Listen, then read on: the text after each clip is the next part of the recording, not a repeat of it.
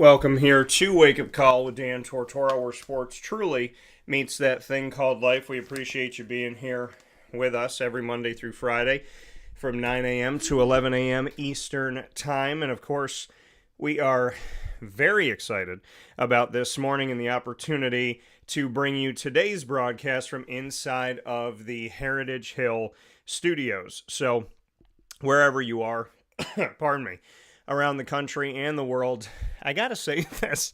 I was saying this to Murph off the air. When things happen in life, you have to adjust. And sometimes things happen and it's a great adjustment. It's like, oh my gosh, look at this blessing that's come into my life. And then there's other things that you have to look at and see the adversity as a blessing.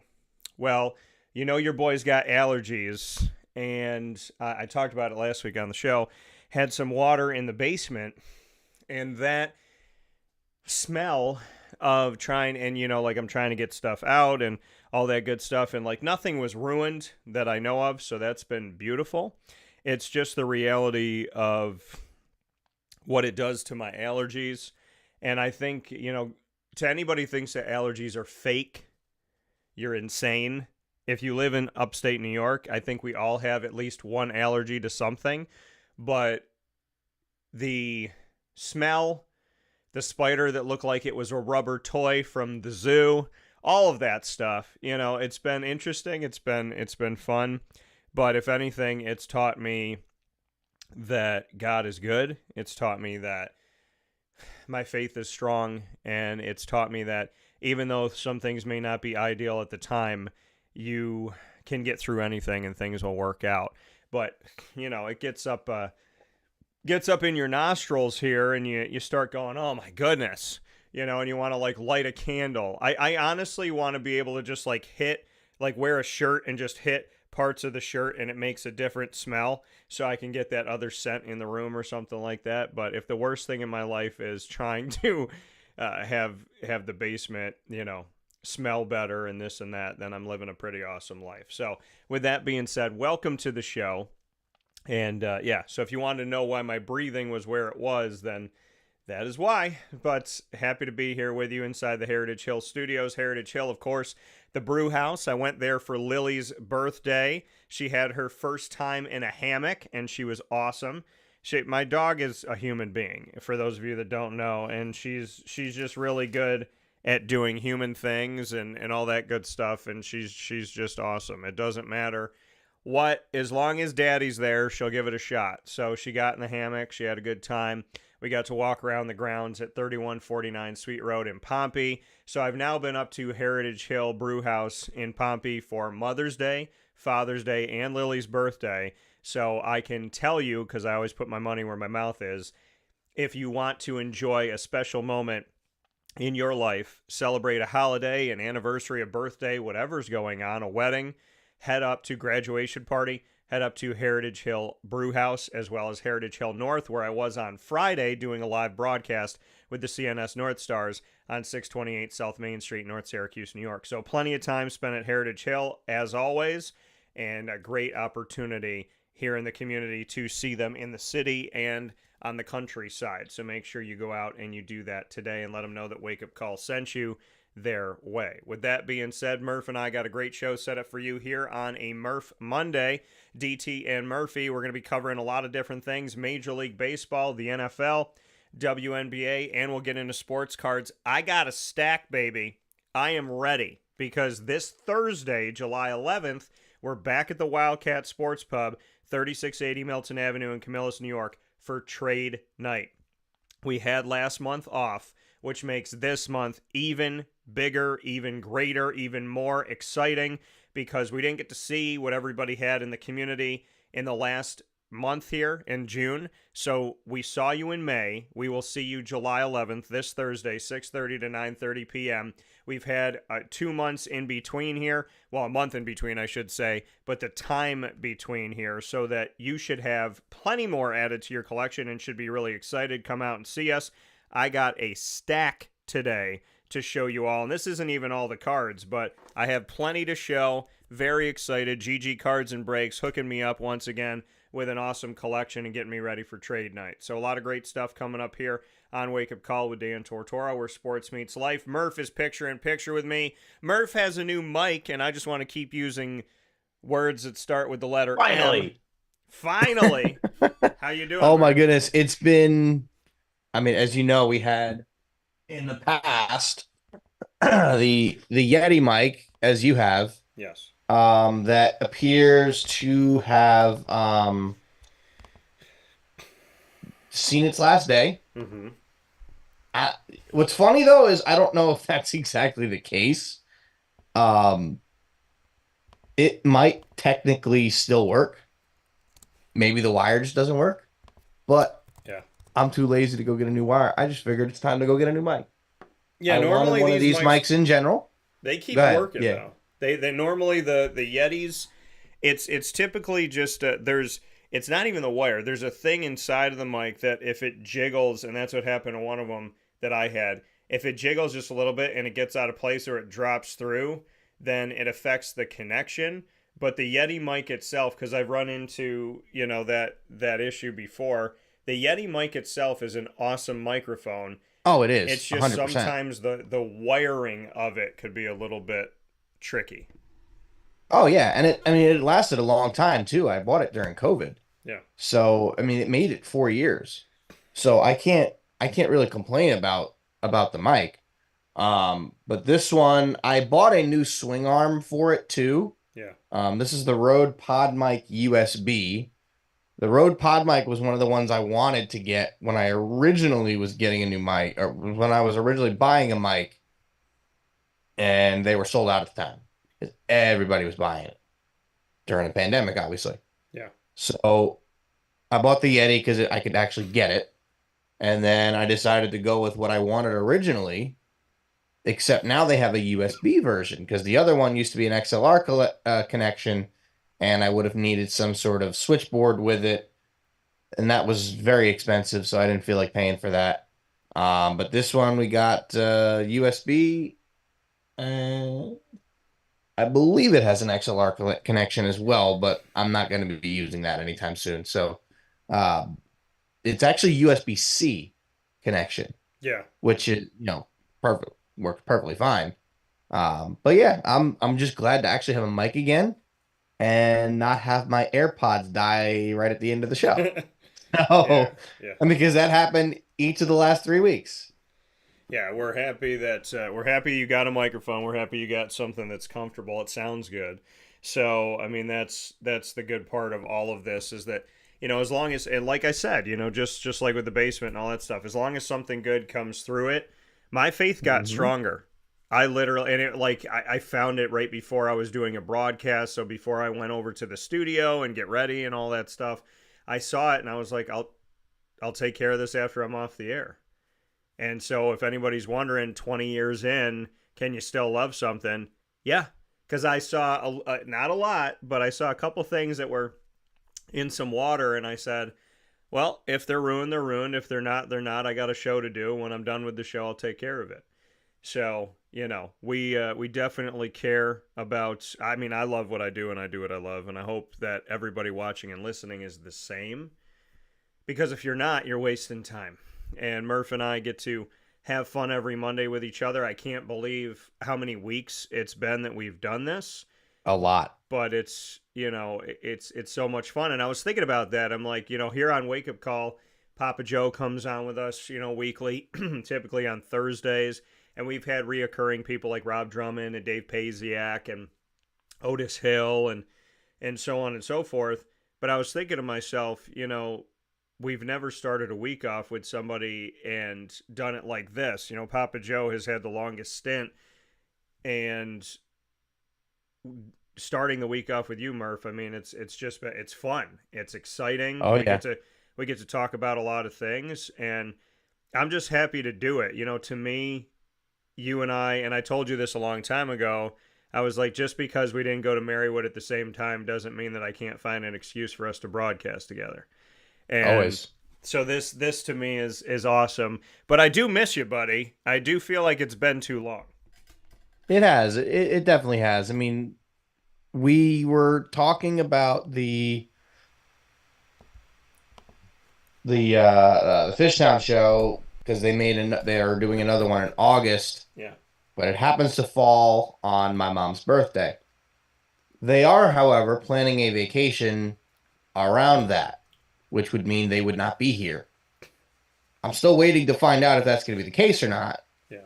But if that is the case, I'm still down to do the show. Do That's for Fishtown. sure. Yeah. Um, yeah, I know I think you sent me a link to something upstate. I don't know if you heard much about that one. It was a mall show.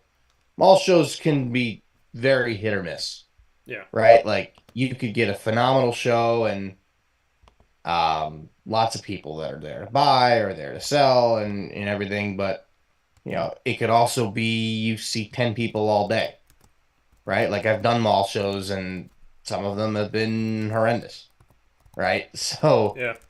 that's kind of why I stay away from the mall shows now, unless it's like a known commodity, like a big show. But like I'd love to try and go set up at the American Dream Mall show the next time they have it. Um, that's in North Jersey, right at the Meadowlands. So that would be interesting if and when when they do that again. Because I think this one that they did was only the second time they ever did that. Yeah. But that was a lot of fun. I've also, gotten some new things that have come in for myself, some stuff that's going to be delivered in the mail today that I'll get to show off next week. But yeah, I mean, I'm having a good time. I miss you too, buddy. We're gonna have to one of these days find some time to, get together and, even if it's not for a show, just to, meet up, have dinner or have a drink or whatever. I'm always down. Yeah. Yeah, we definitely have to got to catch up, right? Time is precious, and it's very important to me to be very useful with my time and purposeful and focused with that. And we got spoiled because you and I got to do a bunch of things together in a certain amount of time, and now Yep. it's been a little bit of a window. But I talk about time being precious, and that brings me into the conversation. First thing I want to talk about here today, and it's an unfortunate conversation, but it's a conversation that needs to be had. It comes off of something that happened here very recently over the weekend. Minnesota Vikings rookie cornerback Kyrie Jackson and two former college football players passed away, Isaiah Hazel and Anthony Litton Jr. Now, this was a car crash that happened overnight. Jackson was 24 years old. Hazel was 23. And Litton was 24. Jackson died after a three-car crash that occurred at 3:14 a.m. in the morning, Saturday, in Prince George's County, according to police. Hazel and Litton Jr., the two former players who were high school teammates of him, were also killed in the crash. Hazel played at Maryland and at UNC Charlotte, which is one of the teams that I cover closely. Litton played at Florida State, which is one of the teams that I cover closely, and Penn State. Police said Hazel was driving a Dodge Charger with Jackson in the passenger seat when their car was struck by an Infiniti Q50 attempting to change lanes at a high speed. The Charger left the road and struck multiple tree stumps. According to police, Jackson and Hazel were pronounced dead at the scene, while Litton was transported to a hospital before being pronounced dead by hospital personnel. Neither the driver of the Infiniti Q50 nor her two passengers or the driver of the third vehicle was injured. So it was only the car that was carrying the three former college football players. Investigators believe alcohol may have played a role in the crash, aiding that charges are pending. That was according to police. Jackson was selected by the Vikings in the fourth round of this year's draft here in 2024, had been considered a contender to start at corner for the Minnesota Vikings. Quote, "We are devastated by the news of Kyrie Jackson's death following an overnight car accident," which the Vikings said in a statement. "Our thoughts are with Kyrie's family, friends, teammates, and coaches, as well as the victims of this tragic accident." End quote. Jackson played his final season at Oregon And Dan Lanning, their head coach, said, "Rip, Kyrie, love you. At a loss for words. I will miss your smile. Great player, better person." So, Maryland and Charlotte coach Biff Poggi mourned Hazel's death on social media, as did Penn State for Litton. And again, I know Biff Poggi. I'm planning on seeing him in a couple weeks. Actually, 2 weeks from today, if not sooner. So, prayers to all of the families and to everybody that has been affected by this tragedy, as well as the families that were involved that weren't injured, which is a good thing that nobody else was hurt in this, but obviously having any casualty in any crash, you are happy to see that of the 3 cars, not everyone is gone, but at the same time, one death is too many. That's the great conundrum of when accidents happen. And our prayers are with everyone here. And Vikings coach Kevin O'Connell, I want to read what he said. "I am absolutely crushed by this news. Kyrie brought a contagious energy to our facility and our team. His confidence and engaging personality immediately drew his teammates to him. In a short time together, it was evident Kyrie was going to develop into a tremendous professional football player, but what was more impressive was his desire to become the best person he could be for his family and those around him. I am at a loss for words. My heart goes out to Kyrie's family, friends, teammates, and coaches," end quote. And Jackson became an instant favorite amongst the fans. Speaking to Minnesota reporters after the draft, he said he was a non-qualifier after graduating from Wise High School in Maryland in 2017. He spent time at 3 junior colleges while taking 2 seasons away from the game before landing in Alabama in 2021. "I told my mom at one point in time, I guess I'm about to be working at a grocery store," is what Jackson said. "When I ended up leaving my first junior college, I was home for about 6 months. But I told my friends that I was still in school. I stayed at my house for 6 straight months and nobody knew. It was kind of eating away at me. And then I finally just eventually told my friends." That moment really told me, like, man, if I was embarrassed to even tell them, I might want to get out and try to do it again instead of sitting here and sulking. End quote. As far as his journey, he said, quote, "I wouldn't change it for the world, though. I feel like it taught me a lot of perseverance. It helped turn me into the man that I am today. I feel like I don't take no shortcuts. I take everything for what it is and don't really question too many things.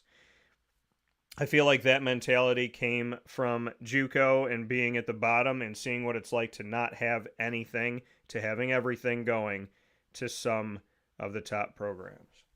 End quote.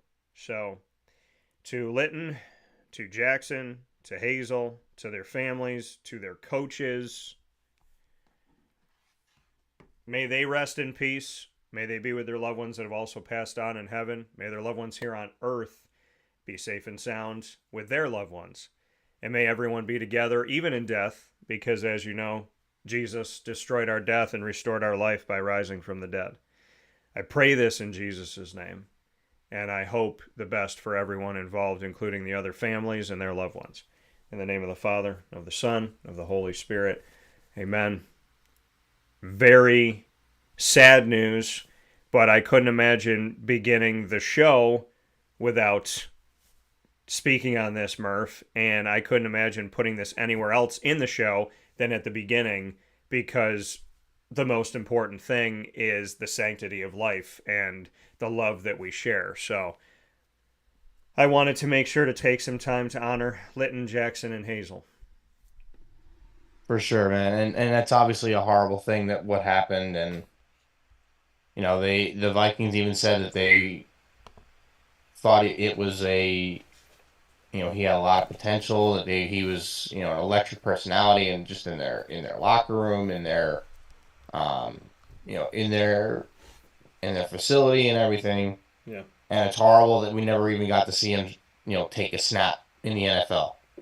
That being said, obviously there is an investigation ongoing as to what caused the crash, and they're thinking that alcohol might have played a factor, and Yeah. that being, even if it's not the case, it just seems like far too often you see, people in drunk driving accidents where the drunk driver is fine, has no injuries, and then kills people. I think this is a safe thing to say. Don't drink and drive. Just don't do it. You could get yourself killed, or you could end up killing other people. Just don't do it. Just call an Uber. It's not that hard. If you go to a bar, most places, if you are too drunk to drive home, will probably not have a problem if you leave your car in the parking lot and come get it the next day. Yeah. Just call an Uber. Yeah. It's not that hard. That being said, it's a horrible tragedy for the families, for their friends, for their teammates, and obviously you wish that nothing like this ever happens again. Even though we know full well it will, and we just hope for less and less of these over the years, and hopefully eventually we get to the point where drinking and driving doesn't even become a thing anymore. If they want to talk about these autonomous cars and everything, and I guess that's a way of being able to get home without having to drive, because you're not the one making the decisions. But we'll see. It's a long ways off. I had to kind of get that off my chest a little bit, because anytime you see something like this, Yeah. you just think like it's always the people that are just driving along that get hit and killed by a drunk driver. Always. My own family has had a tragic accident many years ago, where my dad's brother was killed by a drunk driver in shortly before 9/11. And you know it's always the good people that are just driving along. I mean, he was just driving to work, and the lady was so drunk and going so fast that she went completely across the highway and landed on his car. That's how bad it was. Yeah. And you see far too many of these. Yeah. You really do. And it kind of gets on my nerves a little bit, right? Like, I've had plenty of situations where, I've been out, I can't drive home, and I'll call an Uber, or I'll call my parents to come and get me.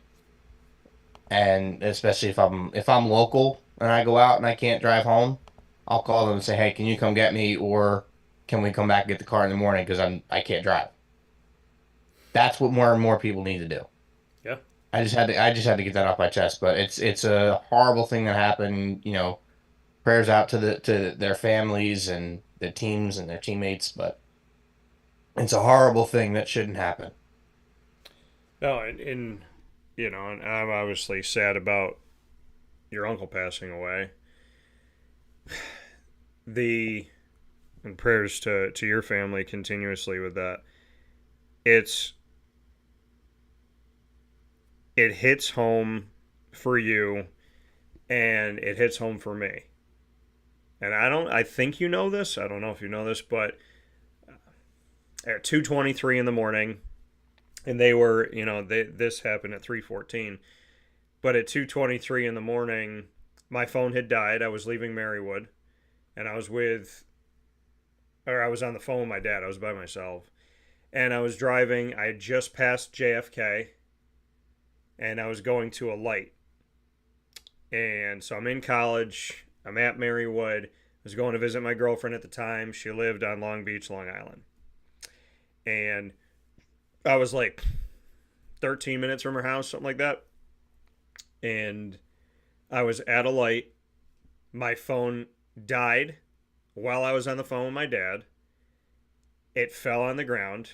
I'm sitting at the light, and I hear in the far distance a car just screeching. I just hear "Arr!" like that, and I'm thinking, wow, that sounds far away. All of a sudden, the light goes green, and I see the cars start to move, and I feel this hit on the back of my car, and my car goes up and comes back down.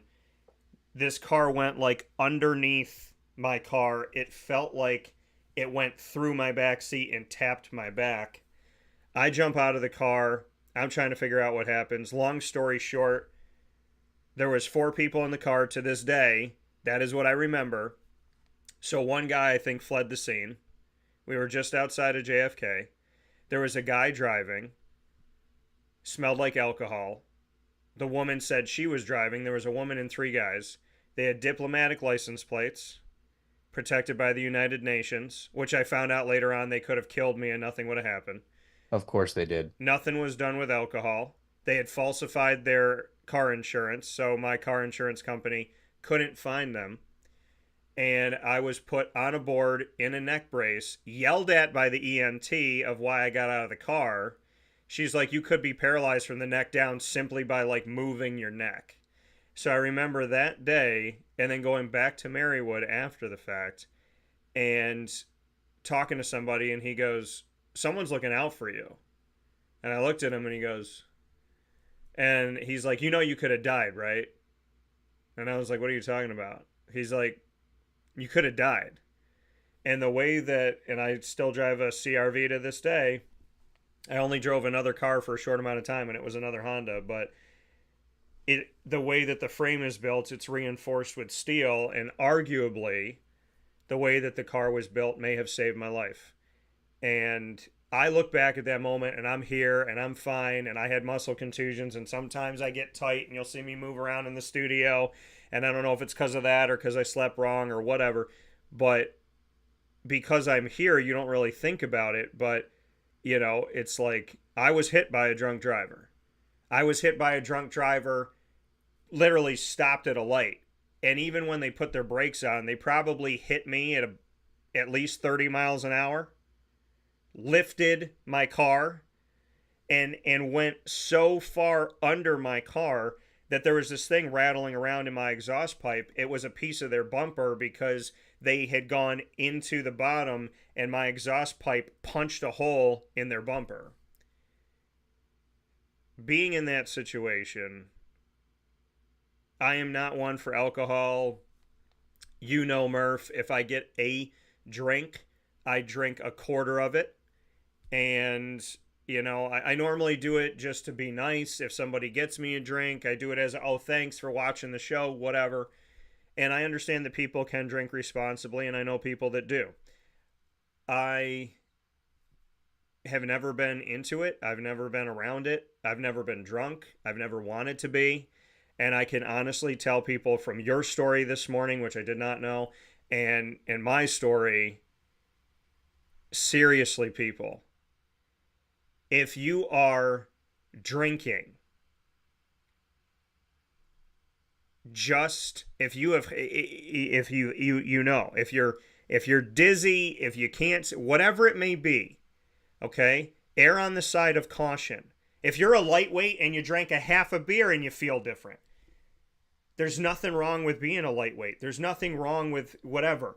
If you feel like something inside of you is wrong, if it's different, if you don't feel good, if you don't feel right, think about it like this. Would you want somebody on the road that feels the way you feel right now?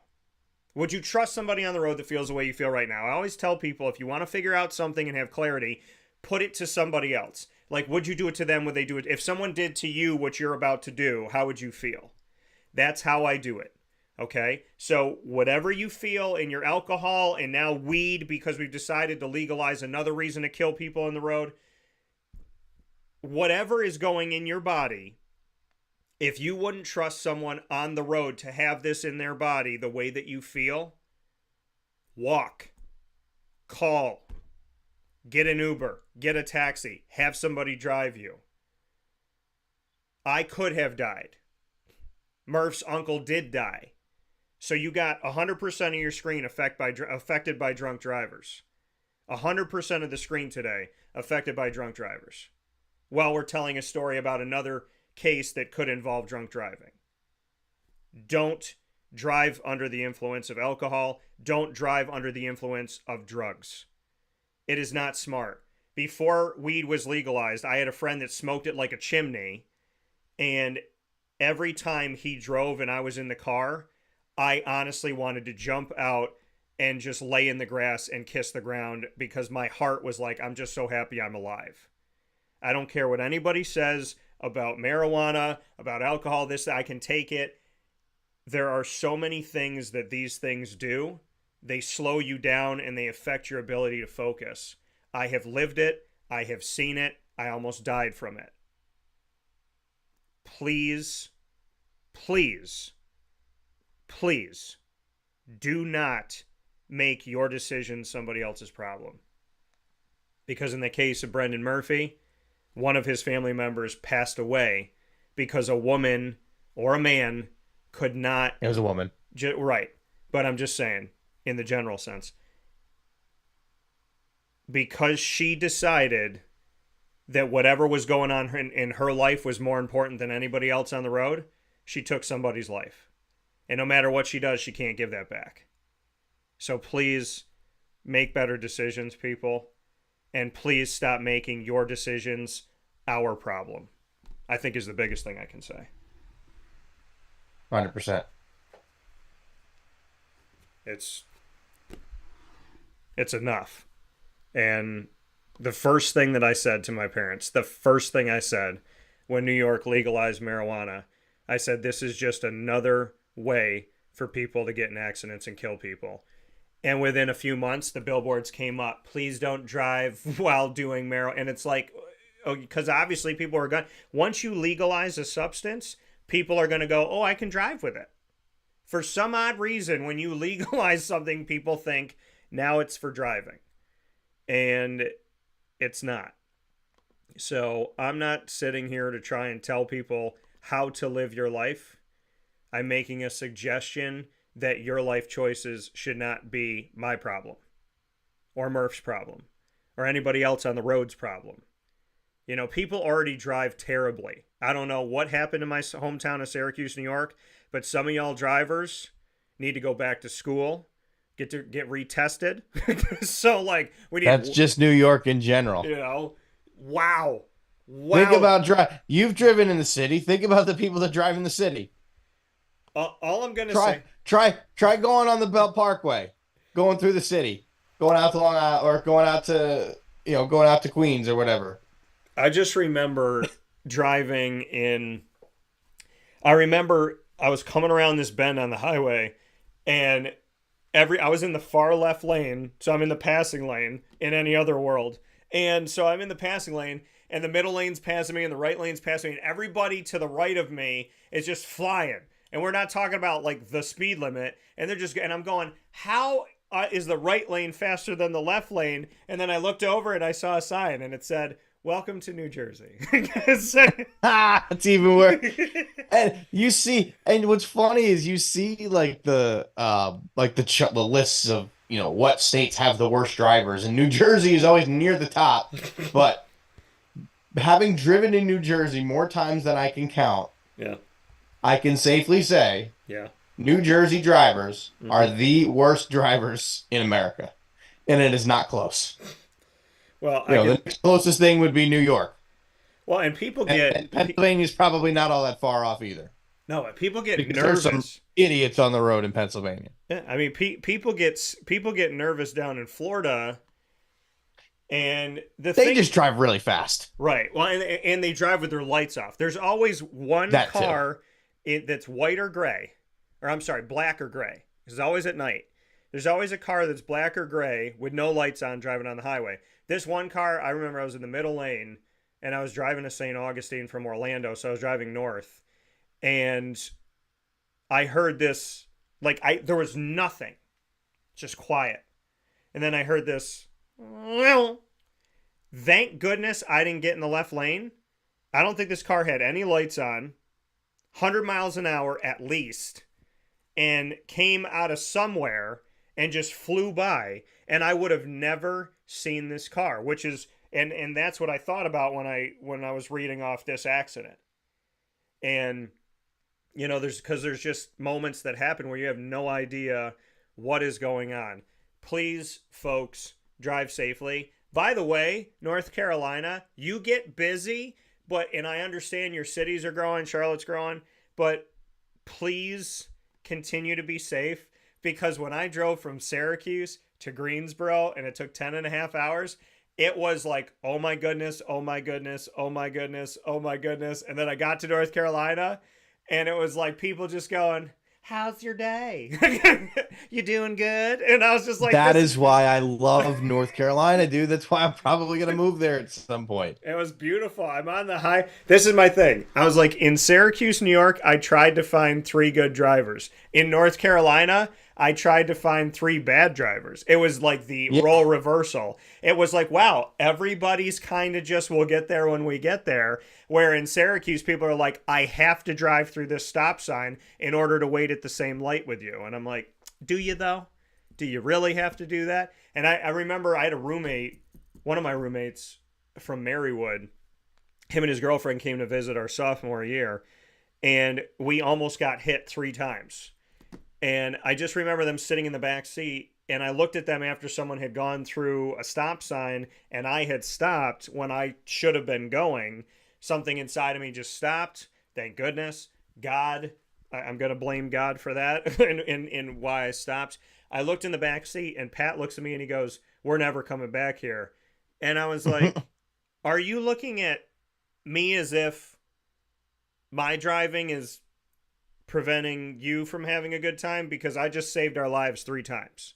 You realize that I was supposed to go after that. Like, I stopped at the stop sign. I was supposed to go, and that guy decided to go through the stop sign. So I actually saved it because they were like, kind of like, we need to get out of your car. And I was like, but I'm the safe driver. But in all due respect, it's okay for me. Syracuse, I love my hometown, and I am appalled by the drivers. But I've been seeing, like, I feel like there's an influx in people, and I've been looking around recently and just kind of taking it all in, and I go, I feel like some New York City's gotten here, and if I can blame it on that, then there you go. Yeah. Well, because here's the problem. To drive in New York City, you gotta be aggressive. You cannot drive in New York City if you can't drive Can't aggressively. be timid. No. Yes, you cannot be timid, right? Like you gotta be aggressive, no matter what, at whatever cost it has to be. Now, don't cut people off, Right. but like you gotta be somewhat aggressive to drive in New York City. Slightly yeah, insane. I mean, we could go on about this forever, but Yeah. You got to be 'cause- slightly insane to drive in New York, yes, or in New Jersey, Newark. yeah, Hey Newark, I just want to give y'all a shout out today. Thank you for watching and listening to the show. I don't ever want to drive in your city again, but thank you for listening. I think there are great people in Newark. I think there are wonderful people in the state of New Jersey. I've met people in New Jersey. I appreciate you, so I want to preface with that. If there is one city in America that I will never go back to on purpose, it is the city of Newark, New Jersey, because I had a horrible experience, got harassed by law enforcement. It was a day. yeah. I remember you talking about that. It was a day, and I fly out of that airport all the time, so I have to drive in Newark. well, But good. You can that's drive the only us. reason I go to Newark. You can, if I'm ever with you and we have to do that, you can drive us. I'm gonna crouch down in the seat with sunglasses on because I have no desire. I have nothing against the city itself. It was just driving through there, getting lost, getting harassed. It was an experience, and it was enough. But I will say this: after going through that in Newark, New Jersey, and after getting hit by the drunk driver right after the George Washington Bridge, I never anticipated that I would drive through there again because I had made it a point not to. And when I went from, where was I? Rhode Island. When I went from Rhode Island in the American Athletic, which is now in Arlington, Texas, ironically in a couple weeks, 2 weeks from today, so it's funny that I'm mentioning this. When I went with my intern, JT Molo, what's up, JT? When we left and went to the ACC, we had to go from Rhode Island, go into New York, New Jersey, and then go down the coast to North Carolina. I had to drive through both of those areas. I had to drive through by where I was harassed by the police officer, and I had to also drive through where I had gotten hit. I called my girlfriend at the time to tell her I was in traffic, and I was like, I'm nervous, and I kind of just needed support, honestly, because I was driving in two places where I had really horrible experiences. She barely said anything on the phone, and then she got off the phone. Needless to say, not the right person for me. But I'm very proud of myself because I got through it. I drove, because I kept looking at JT going like, you're going to have to take the wheel in the middle of the traffic. Like, I did not anticipate coming back here. And I had PTSD of when I got hit by the drunk driver for months. Every time I was at a light and a car was coming up behind me, I felt my car going up and coming back down again. And I would literally creep forward when I saw a car coming, thinking that they were going to hit me. So, but I did it. I drove through it, Murph, and I went back to the areas of not great memories and did well with it. So I would tell people eventually you got to face your fears, and I don't have a lot of fears. It wasn't necessarily a fear, just bad memories. But I was happy to do it, get it done, and get down to the ACC. But if you want to talk about a trip that I never want to have to take again, so it'll probably be that one, for sure. Well, now you get to fly from Texas to North Carolina, so that makes things easier. Oh, yeah. Yeah. I will be flying from here to Texas and from Texas to North Carolina for sure. With that being said, Murph and I are going to fly back here in a second. We're going to take a quick step aside for a fast break inside the Heritage Hill Studios. When we come back, we got a lot of baseball to talk about. The All-Star break, I feel like it was so close that it keeps like how far away is this thing? Here's the irony. It's in Texas at the Rangers Stadium.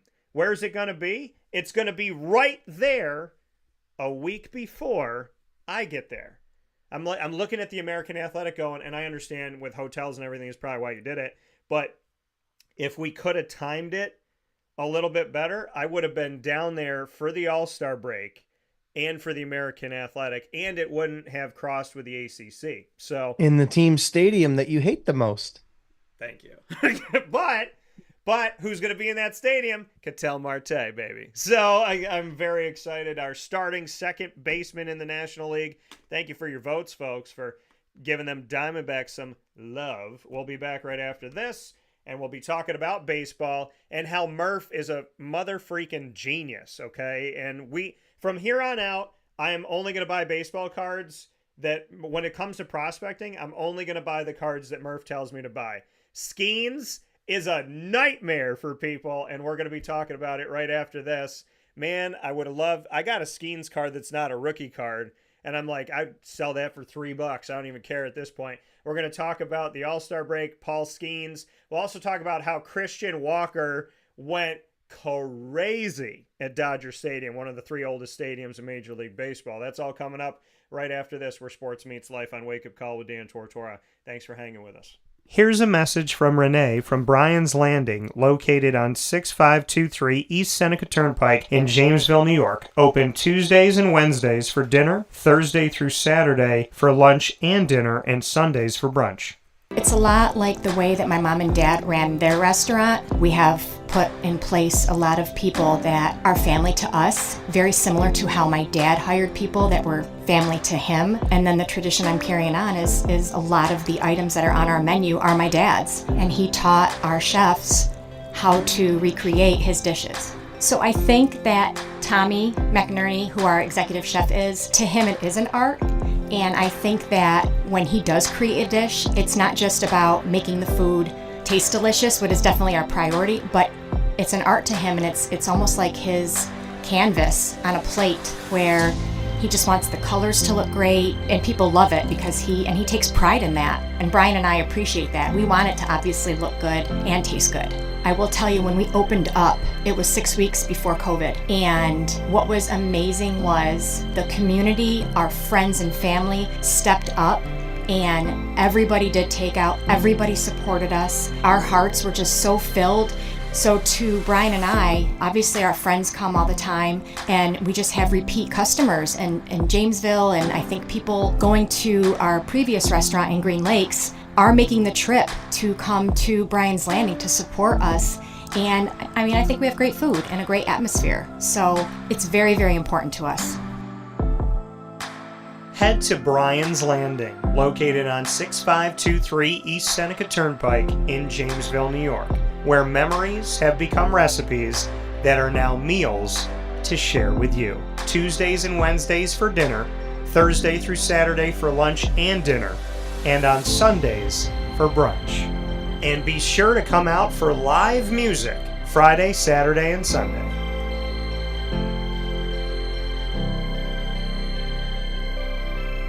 Here is a special message from Brian Bruno, owner of Servomation Refreshments Incorporated. I grew up in the family business, had the experience of working for a national food service company with thousands of employees, and as much as I enjoyed the experience I had, there was something about, owning my own company and being able to change the things I saw wrong with the industry firsthand, which is why I moved back to my hometown in Canastota, New York to launch Servomation. It was back in 2007. When we first started the business in 2007, really you didn't find any machines with credit card readers. There was a lack of variety in machines. You got stuck with basically whatever the vending company wanted to sell that day. There's a lot of inefficiencies in the business, and those were all things that we saw as opportunities, both from a customer level to improve and from an operating level to be more efficient.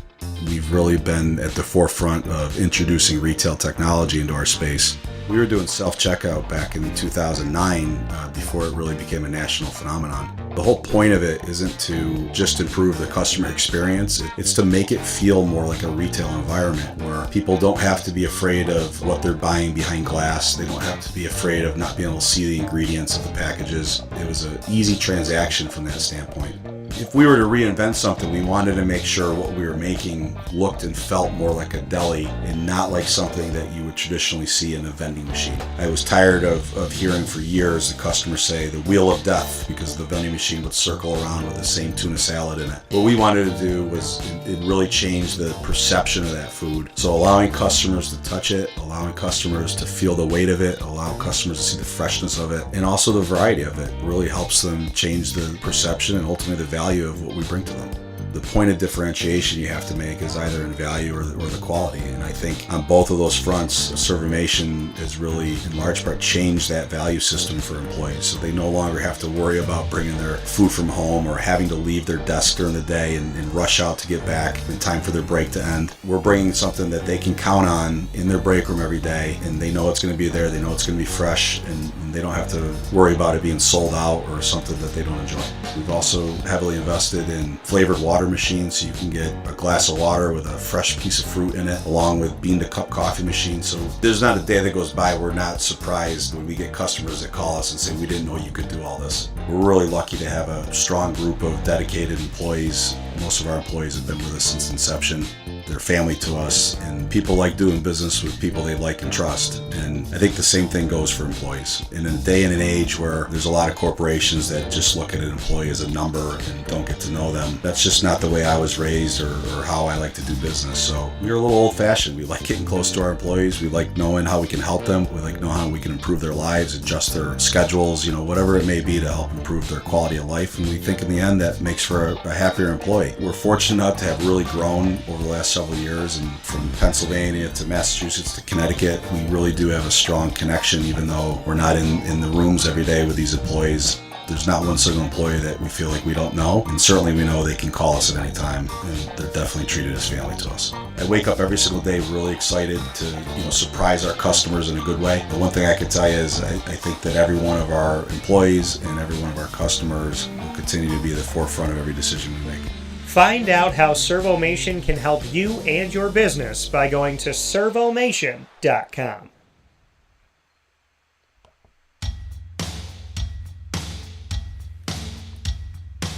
Central New Yorkers, you can now enjoy the taste of Heritage Hill award-winning craft beers, seltzers, and a full bar at 3 locations. Spend your weekends at their beautiful location in Pompey with its amazing views, sunsets, family, and pet-friendly facilities, as well as extensive private event areas. Get their taps, tonics, and tastes in their brand new North Syracuse location at Sweetheart Corner in North Syracuse, New York. When flying in and out of Syracuse Hancock International Airport, make sure to visit their Palladino Farms location. At Heritage Hill, they believe in supporting our community and are excited to now meet you where you're at and where you're going with their local farm-raised tastes. Find out more information at heritagehillbrewery.com.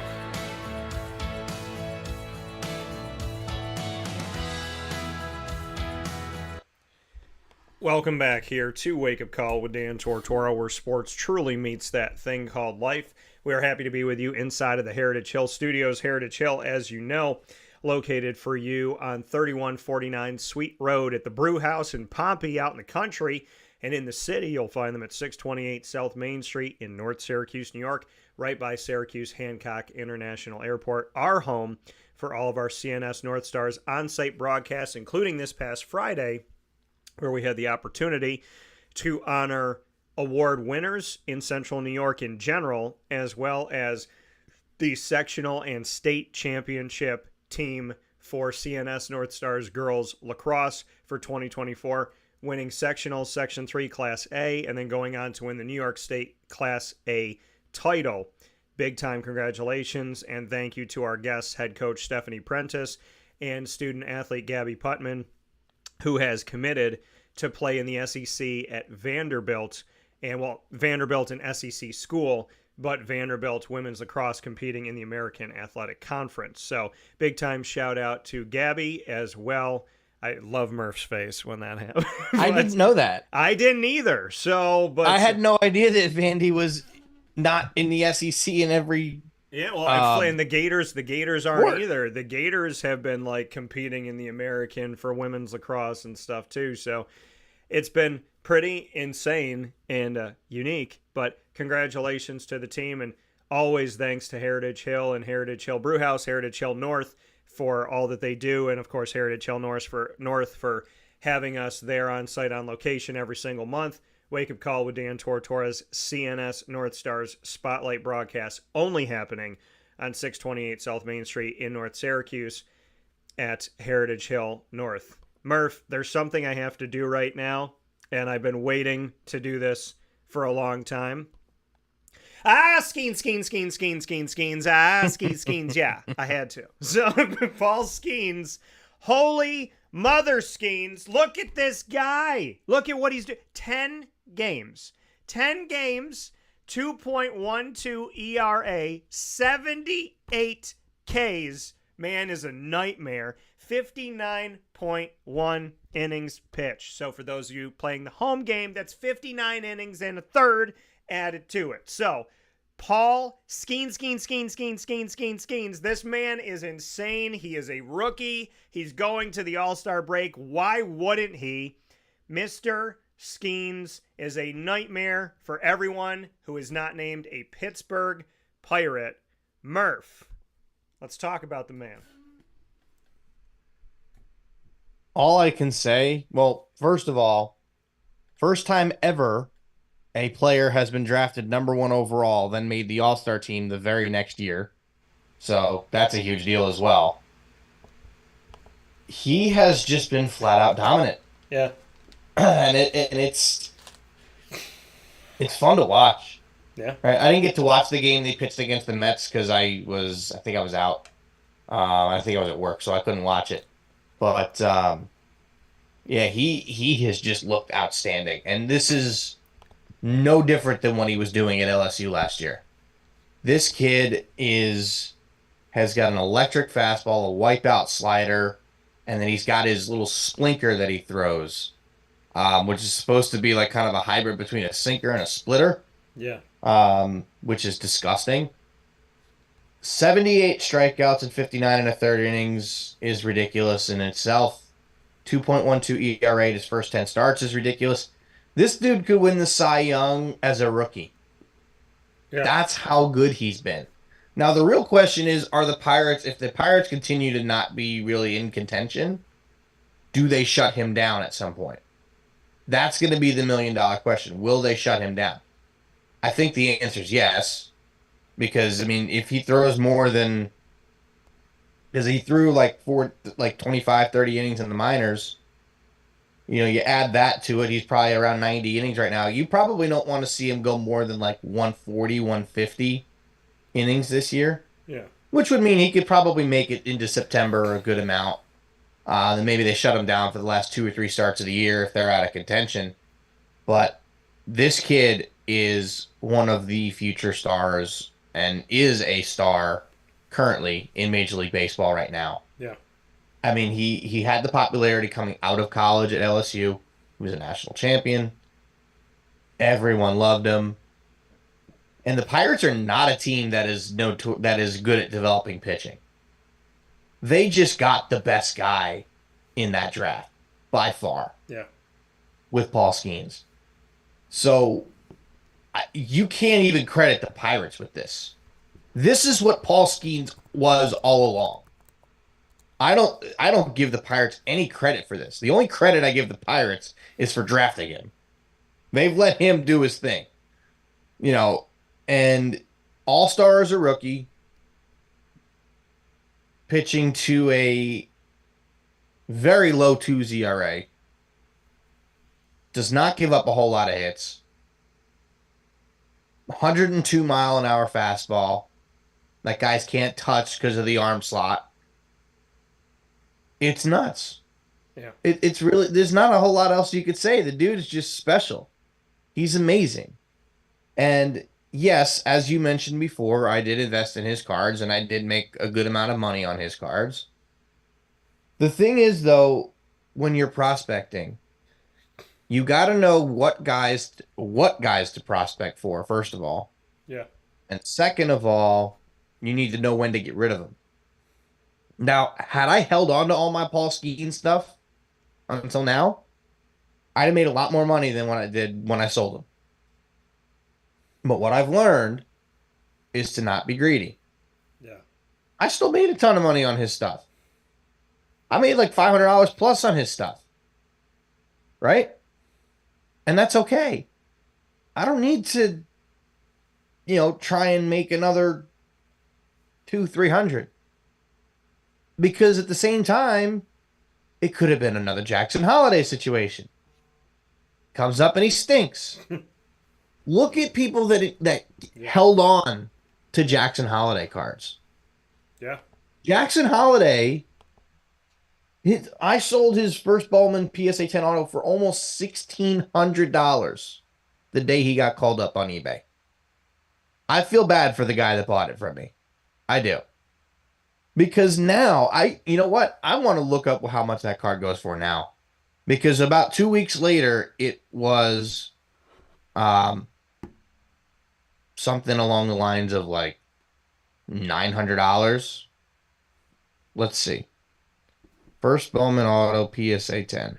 Let my Kenny Pickett from 1,000 to 180. Oh my goodness. From $1,000 to 180. Do we have any guesses? Okay, the Jackson Holiday that you sold for $1,600. Yes. What it is today? Yes. I was going to check on eBay. Okay, so I'm not going to check. So $1,600 sold today. Okay. Last one on here sold. All right, I'm going to do it. Looks like May 8th. Okay. $495. A little higher than that. Oh man. That's a little less. That's a little more than what the PSA 9 goes for. Okay. So I'm going to say, I was going to say 5. See, you always go with your first choice. I'm going to say $1,600 you sold it for. I'm going to say $575. Up $620. It's actually more than I expected it to be. Oh my goodness. $800? $788. $788. Now that was on May 8th. That's the last one I saw on eBay. So not even half of what you sold yours for. Not even half of what I sold mine for, man. Whoa. And I found another one that sold a little more recently. Actually, yeah. This one sold more recently for $710. That's June 11th, that one sold. So that one's a little bit more recent. But, yeah. $700. Congratulations on being right. Now I'm happy that I didn't push to find myself a Jackson Holiday auto. But listen, you want to buy it. That's fine. Yeah. Right? But you got to know when to get rid of it. The time to sell your prospects is the day they get called up. Or within the first day or two. I had all my Skenes stuff gone actually before he got called up. Believe it or not. But that's okay. I made a bunch of money on him. I'm not complaining. Yeah. I put it out before he got called up. Wyatt Langford, same thing. Made a bunch of money off of his stuff. You know, the stuff I got more recently, yeah, I lost money on. But I made so much money on this stuff early on, those losses don't affect me at all. I mean, I sold half a dozen of his first Bowman Chromes for $100. I was into them for $20. So, I mean, it works out. It all worked out in the end. But you got to know who to buy and when to sell them. How did you know though? How did you know who to buy? How did you You just got to look at top 100 lists. Okay. That's all it is. You literally just look at who the top 100 prospects are. Now, James Wood just got called up by the Nationals. I didn't have any of his stuff. Yeah. I would have liked to invest in him, but by the time I was ready to invest in him, I thought his market was already pretty high, and I didn't think there was a lot of money to be made there. So I figured I'm not going to, look at him at all. Dylan Cruz just got drafted number 2 overall by the Nationals. I have a lot of money invested in his stuff. I got a lot of money invested in, well, not a ton of money, but I got a decent amount of money invested in a lot of the guys that out of 2024 Bowman. So I have 18 or 19 Dylan Cruz first Bowmans that are at PSA right now. A bunch of Aiden Miller, Walker Jenkins, all these guys are drafted last year. And my Dylan Cruz auto is back. I'll show that off later. But so that's here. But there's a lot of guys that I'm investing in. I'm not really going crazy on autos. The only reason I have the Cruz auto is because I pulled it. And with him, I'm starting to think it's more of a hold right now because he's starting to hit well in AA. I'm waiting for him to get called AAA. It's not outside the realm of possibility he gets called up in September. It's entirely possible. So his stuff very well just could be a hold for me. Do you have any Jet Williams for your Mets? Nope. He's in AA right now. I did. I just had a Bowman Sapphire that graded a 10. I did well did well on the card, so I wasn't complaining. What about the guy interviewed, Drew Gilbert? Do you have any of his? Very little. There's Gilbert, Christian, the Mets don't really have a prospect that I'm as interested in investing in. Yeah. Just because. What about Junior Caminero? Sorry, I wouldn't touch it now. So you said the Mets. So guys that have already made their debut. Yeah. They don't have the spike that guys that just get called up. So prime example. I had one singular Hersden Waldrop Bowman Sapphire PSA 10. Yeah. Got it back in my last grading order. I was in it for $5 before grading, so I was in it for $20. He got called up, pitched horrendous, and got sent back down. I was still able to sell it for 3 times what I was into it for. And I sold that to a kid or to a guy that I know that's opening up a shop. He's probably going to lose money on that card. But I don't care. I got out of it. If I held it any longer, I might have gotten $30 for it. But I got $63 for it, I think is what we settled on. So I was like, yeah, sure. Okay. Works for me. You said you don't really buy... Oh, sorry, go ahead. No, you're good. No, I was done. No, I was going to say, you said you haven't really bought into the Mets, and you were saying your why, and I interrupted you there. So what were you saying about the Mets? No, they just don't really have any prospects that I'm all that interested in investing in. I mean, maybe Jet Williams is the one guy, but they got some pitchers down in the minor leagues that are doing okay, but the pitchers aren't usually great investments. I mean, obviously, if you invested in Paul Skenes and held him, you're doing pretty well. Because that Paul Skenes Bowman auto, I want to see if I can find it. That card, I sold for $400 before he got called up. The most recent sale of that card, do you want to take a guess? For which one? Paul Skenes, first Bowman, auto, just base. First Bowman auto base. Is it graded or no? PSA 10. PSA 10. What is it right now? I'm going to say 1,000? Not quite. 860. What is it? 860 was the most recent comp. That's not bad. There's another. Then there was another one at 860, and then there was one at 890. Then a 799, then a 911, 859, 902. Yeah, I could have helped Skenes and made more money, but again, he could have turned into Jackson Holiday and been a dud. Right. I could have lost all my money. Right. I was into the card for $120. I sold it for $400. I did okay. I'm not complaining one bit. I can look back and be a little, like bummed that I didn't hold it, but at the same time, that's okay. That's the name of the game. You get your money and you get out. Right. You use that money and pay and buy somebody else. Right. And you made you made that money. same show. I then bought that Jalen Hurts Kaboom for $800, which I then sold that night for $875. So I made $75 on that. I couldn't have made that $75 without selling the Skenes. Right. So I made more money off of that. Right. It's taking your profit and moving on to the next one. Right? Unless it's a card that you do genuinely think is going to continue to go up. Yeah. Now, when Skenes got called up, his autos went to maybe 500. So could I have held out for a little bit more? Yeah. Right? But I had it listed. I had it stickered at 4.25. I wasn't going to argue. Right? And then, I wasn't going to argue with it. You just can't.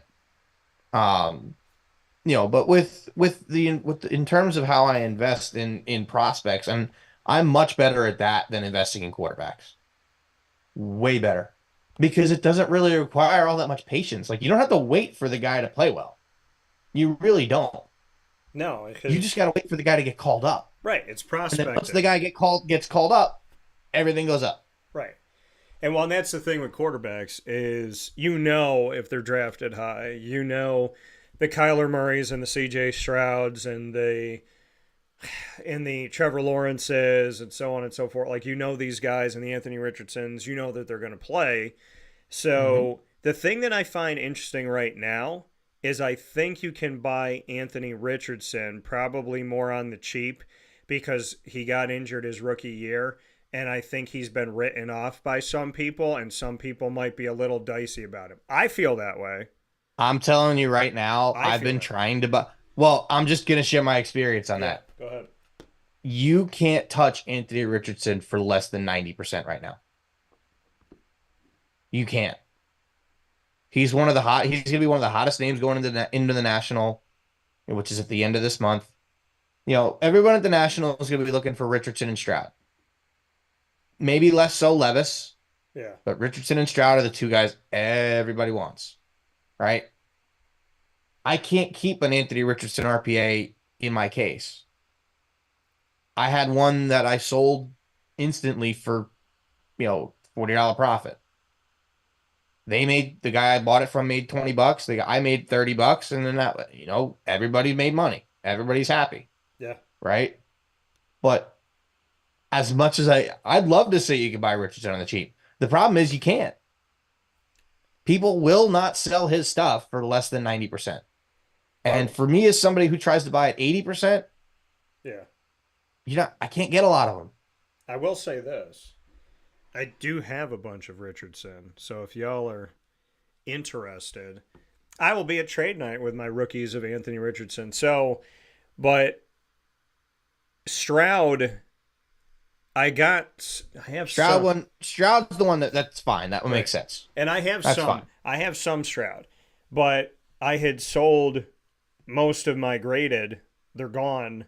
They went at the last Philly show, and then I was able to gain one back, and then I got some more, and then I bought one from a collection that was at GG Cards and Breaks on 639 Delmar Place in Syracuse, and I bought it from Anthony and I. Anthony was showing me this separate collection that used to be there, and it's since gone. That's why you got to get into GG Cards and Breaks because you never know what they're going to have.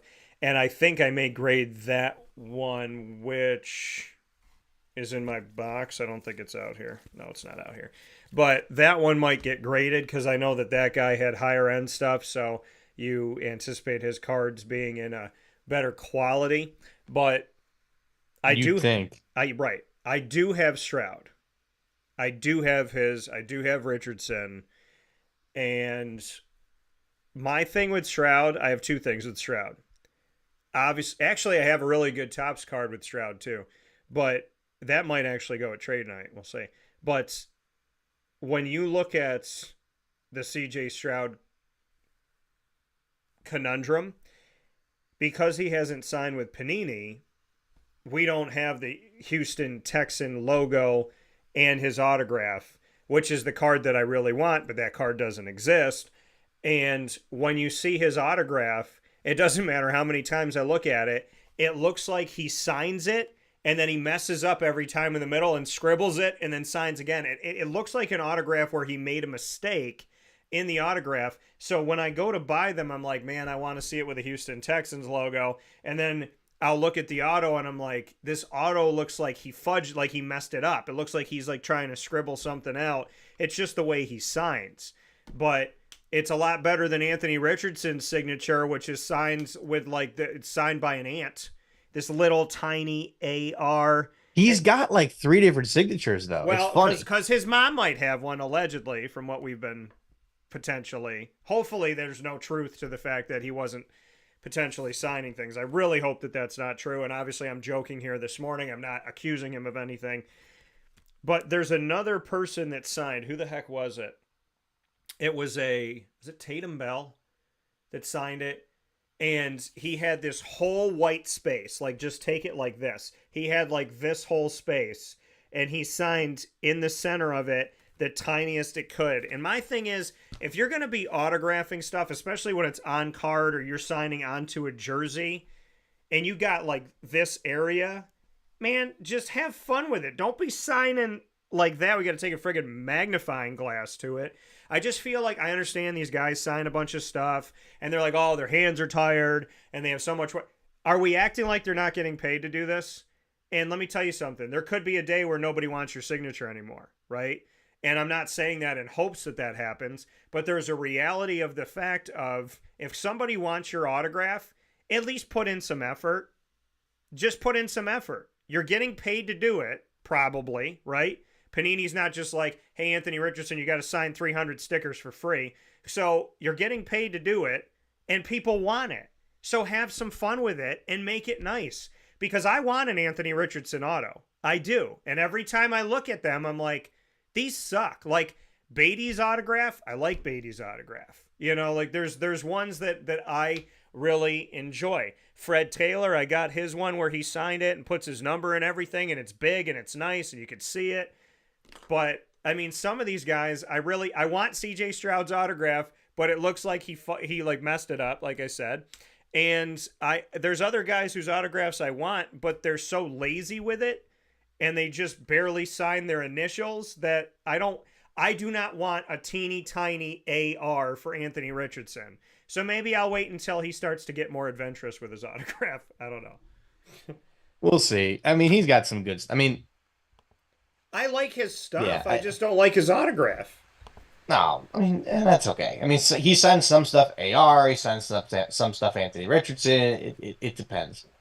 But, you know, like I said, you can't touch his stuff for less than 90% of comps right now. Yeah. It's so hard. Like, and I've tried. Like, I've tried offering people 80%. I'm like, listen, I will give you 80% of what the comps are, and they won't take it. Yeah. And there's nothing I can do about it. I have one Anthony Richardson right now. All of the other ones I've sold. Yeah. Made a profit on every one. But, you know, you got to buy it at the right price. That's the difference. Let's get into this. I want to make sure we hit this here. Christian Walker, the Diamondbacks have been on a tear. They're at 500, finally. And they found their way here by recently winning a series against the Dodgers where Christian Walker in Dodger Stadium hit 5 home runs in 3 games.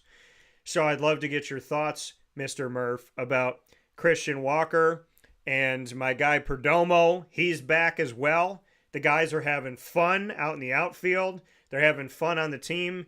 Corbin Carroll, I understand, 213, not fantastic. However, it's my number and my grandpa's number put together. So Corbin starting to get some hopeful fire there with him, Christian Walker. And somebody posted this. They said, and I want to make mention of this here, it was on social media. It says, Diamondbacks have climbed back to 500 with half of their pitching staff on the IL. Amazing. So beating the Dodgers, holding strong against the Padres, putting that work in, getting a bunch of series wins in recent history, and heading into the All-Star break with some flair, with some fire, with Christian Walker, just really enjoying Dodger Stadium. And like I said, with getting some guys back like Perdomo.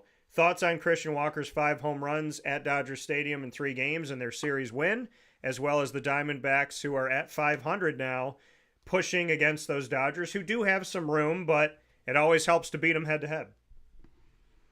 It does, and Christian Walker's definitely been at the front and center of it. He's gotten his average all the way up to 268. Got 22 home runs on the year and 64 RBI. Like, this is becoming it's a very Christian Walker season. Yeah. Right? This is what he does. He hits 30 plus home runs, drives in close to 100 runs, scores 80 to 85, and hits somewhere over 250, somewhere around 250, maybe a little bit higher. If he maintains this and maybe it gets it up over 271, that would make his career high batting average. His 162 game average over the course of his career is 29 home runs, 87 ribbies, and a 252 average. He's a little bit better than his career norms right now, and he's at 33 years old, he's not getting any younger, but he's a solid player. He's been a very productive player for the Diamondbacks since they got him back in 2017. Yeah. And he's been a guy that's been, I would argue, one of the most underrated first basemen in baseball, because he just goes up to the plate and he rakes. We can hit 20 to 30 bombs every year, and more recently he's been 30. He's at 30 in the last 2 seasons. I imagine he's going to get there again this year. So that'd be 3 consecutive years of 30 plus home runs. And he's playing, and he's been durable too. His last 2 years, he played 159 and 160 and 157 games. He's already played 90, and he's been pretty darn good at that. The rest of the Diamondbacks team, though, in general, they've been a little pleasant little surprise coming through the in the last few weeks. They've been playing some really good baseball. As you said earlier, Ketel Marte making the All-Star team, that's no surprise. Yeah. He's one of the better all-around players in baseball. Consistently hits around 280 with 20 to 25 home runs every year. He's been, they got him at the same time as Christian Walker. They've kind of been teammates through everything, and Ketel Marte is just a very good baseball player. That's what he is. And, ultimately you see everything that the Diamondbacks have been doing. They're currently sitting in 3rd place in the NL West, only 2 games back of a wild card spot. This is going to be a very tight race in the National League in the wild card. Our Mets and DBacks are both 500 right now. Yeah. So they're both 2 games out of a wild card spot. San Diego has not looked great. They've been just okay. Then you got the Cardinals, who are, kind of meh. Yeah. And then you got the Braves, who are going to be without Ronald Acuna for the rest of the year and haven't looked all that good so far this year. The American League's a lot tighter. The American League, if you're 500, you're 6 games out of the wild card. Right? At least in the National League, if you're around 500, you're giving yourself a chance to be that 3rd wild card team. But I'm intrigued to see how the rest of the year goes. Getting into the All-Star game. But one thing I want to bring up real quick. Yeah. Speaking of the All-Star game, how is Francisco Lindor not an All-Star? Can someone explain that to me? Well, let me read I off seriously the don't list. get it. He's probably the biggest snub that they've had so far. He better be added as a reserve, as a replacement. Let me read off the list here since you brought that up. The All-Star Game starters in the American League: at catcher, Adley Rutschman from the Orioles; first base, Vladimir Guerrero Jr. of the Blue Jays; second base, Doesn't deserve it. Jose Altuve of the Astros; shortstop, Gunnar Henderson of the Orioles; third base, Jose Ramirez of the Guardians; outfield, Aaron Judge and Juan Soto of the Yankees, as well as Stephen Kwan of the Guardians; designated hitter of the American League, Jordan Alvarez of the Astros. In the National League, we have William Contreras of the Brewers at catcher; at first base, Bryce Harper of the Phillies; Ketel Marte, as we mentioned, second baseman of the Diamondbacks for the National League starters; Trey Turner of the Phillies at shortstop; Doesn't deserve it.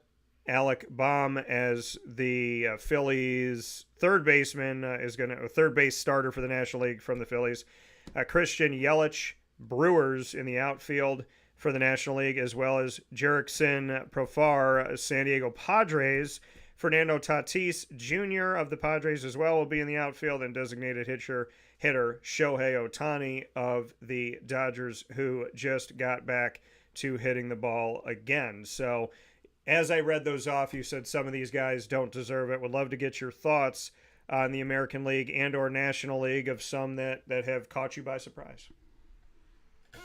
Trey Turner starting at shortstop in the National League. That should not happen.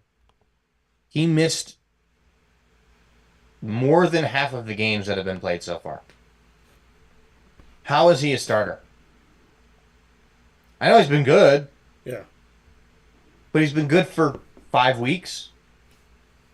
He does not deserve to be, all-star. All right, I'll give you that. All-star starter? Hell no. He does not deserve to be starting the all-star game. I could name three other shortstops that could start in the all-star game over him, and one of them I already mentioned, Francisco Lindor. If they're, Yeah. I think part of the problem is Mets fans aren't voting for the all-star game anymore, right? Because otherwise, Alonso would have started, Lindor would have started, and Nimmo would have started. But Alonso That's the guy that over Christian Walker, though. No, I'm not saying that. No, I'm bringing that up because they put the side by side of Pete Alonso of the Mets and Christian Walker of the Diamondbacks, and people had a clear on social media, and granted, take it with a grain of salt because sometimes social media is just people screaming, but there was this side by side of Pete Alonso of the Mets, Christian Walker of the Diamondbacks, and people saying if Pete Alonso is an all-star, where's Christian Walker? The reason Pete Alonso was an all-star is because each team is required to have one all-star. That's the reason. Now, do I think Christian Walker will be added as an injury replacement? Probably. I do.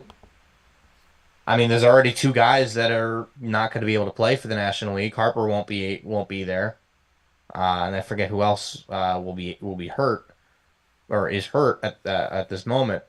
But realistically, this is not even Mets bias.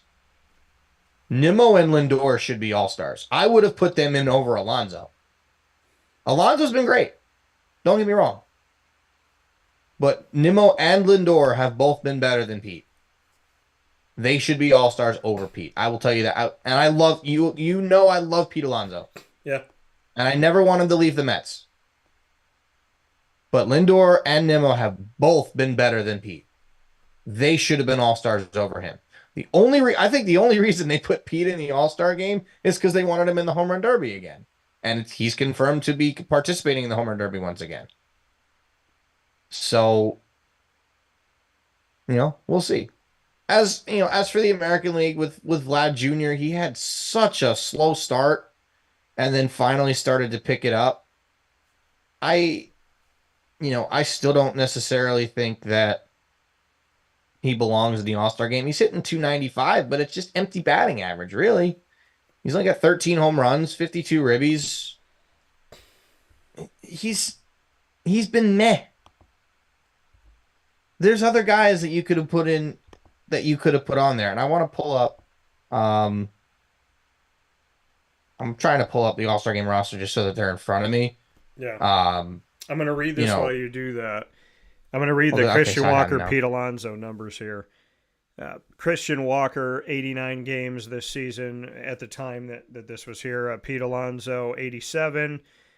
And we look at 91 hits for Christian Walker, 81 for Alonso, 22 home runs for Walker, 18 for Alonso, 64 RBIs for Walker, 48 for Alonso, OBP 341 for Walker, 325 for Alonso, slug 516 for Walker, 467 for Alonso, OPS 857 for Walker, 792 for Alonso.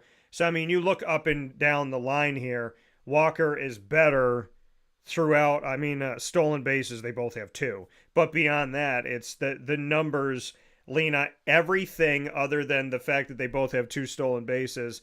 Every category is in Christian Walker's favor. So this is where the clamoring comes No from. argument from me. Yeah. And that's I completely agree and that, I like that Pete Walker Alonso. should I'm be not there. saying this as a Diamondback fan. I mean, people know. I mean, I show this all the time. I got Alonso's right off camera, baby. So I like Pete Alonso. I'm just asking the question because by sheer numbers, Christian Walker, who just had his way with Dodger Stadium, he leads Alonso in every single category. He doesn't trail him in any category. They're tied in stolen bases. There is not one single thing that Pete Alonso this season has done better than Christian Walker. Not one single statistic. And I'm not arguing with you on that. Like, I totally agree that Christian Walker should be there over Pete. But I also think Lindor and Nimmo should be there over Pete. So why does Pete get in? Because of his name? By Major League Baseball's rules, each team must have at least one representative. Right. But why does Alonso become the representative? Is it because of his name? That's what I want to know. Yeah. I don't know why Pete Alonso was an all-star. I love him. I love that he's going to be there. Yeah. But I don't know why he is an all-star. And why Nimmo, Lindor, and Walker are not. It makes no sense to me. Absolutely none. It's... Because if you look at the guys that made the team, yeah, Ryan McMahon from the Rockies. Okay, they need to put someone on the team from the Rockies. Freddie Freeman, fine. Ellie De La Cruz should have been a starter. How he wasn't the starter over Trey Turner, I have no idea. Mookie Betts, 100%. Also could have been the starter. Yeah. Luis Ariz. He's been decent. You know, justifiable. CJ Abrams has been okay, decent. And then there's Pete. Like, and that was an MLB pick. I don't think Pete deserved to be an all-star this year.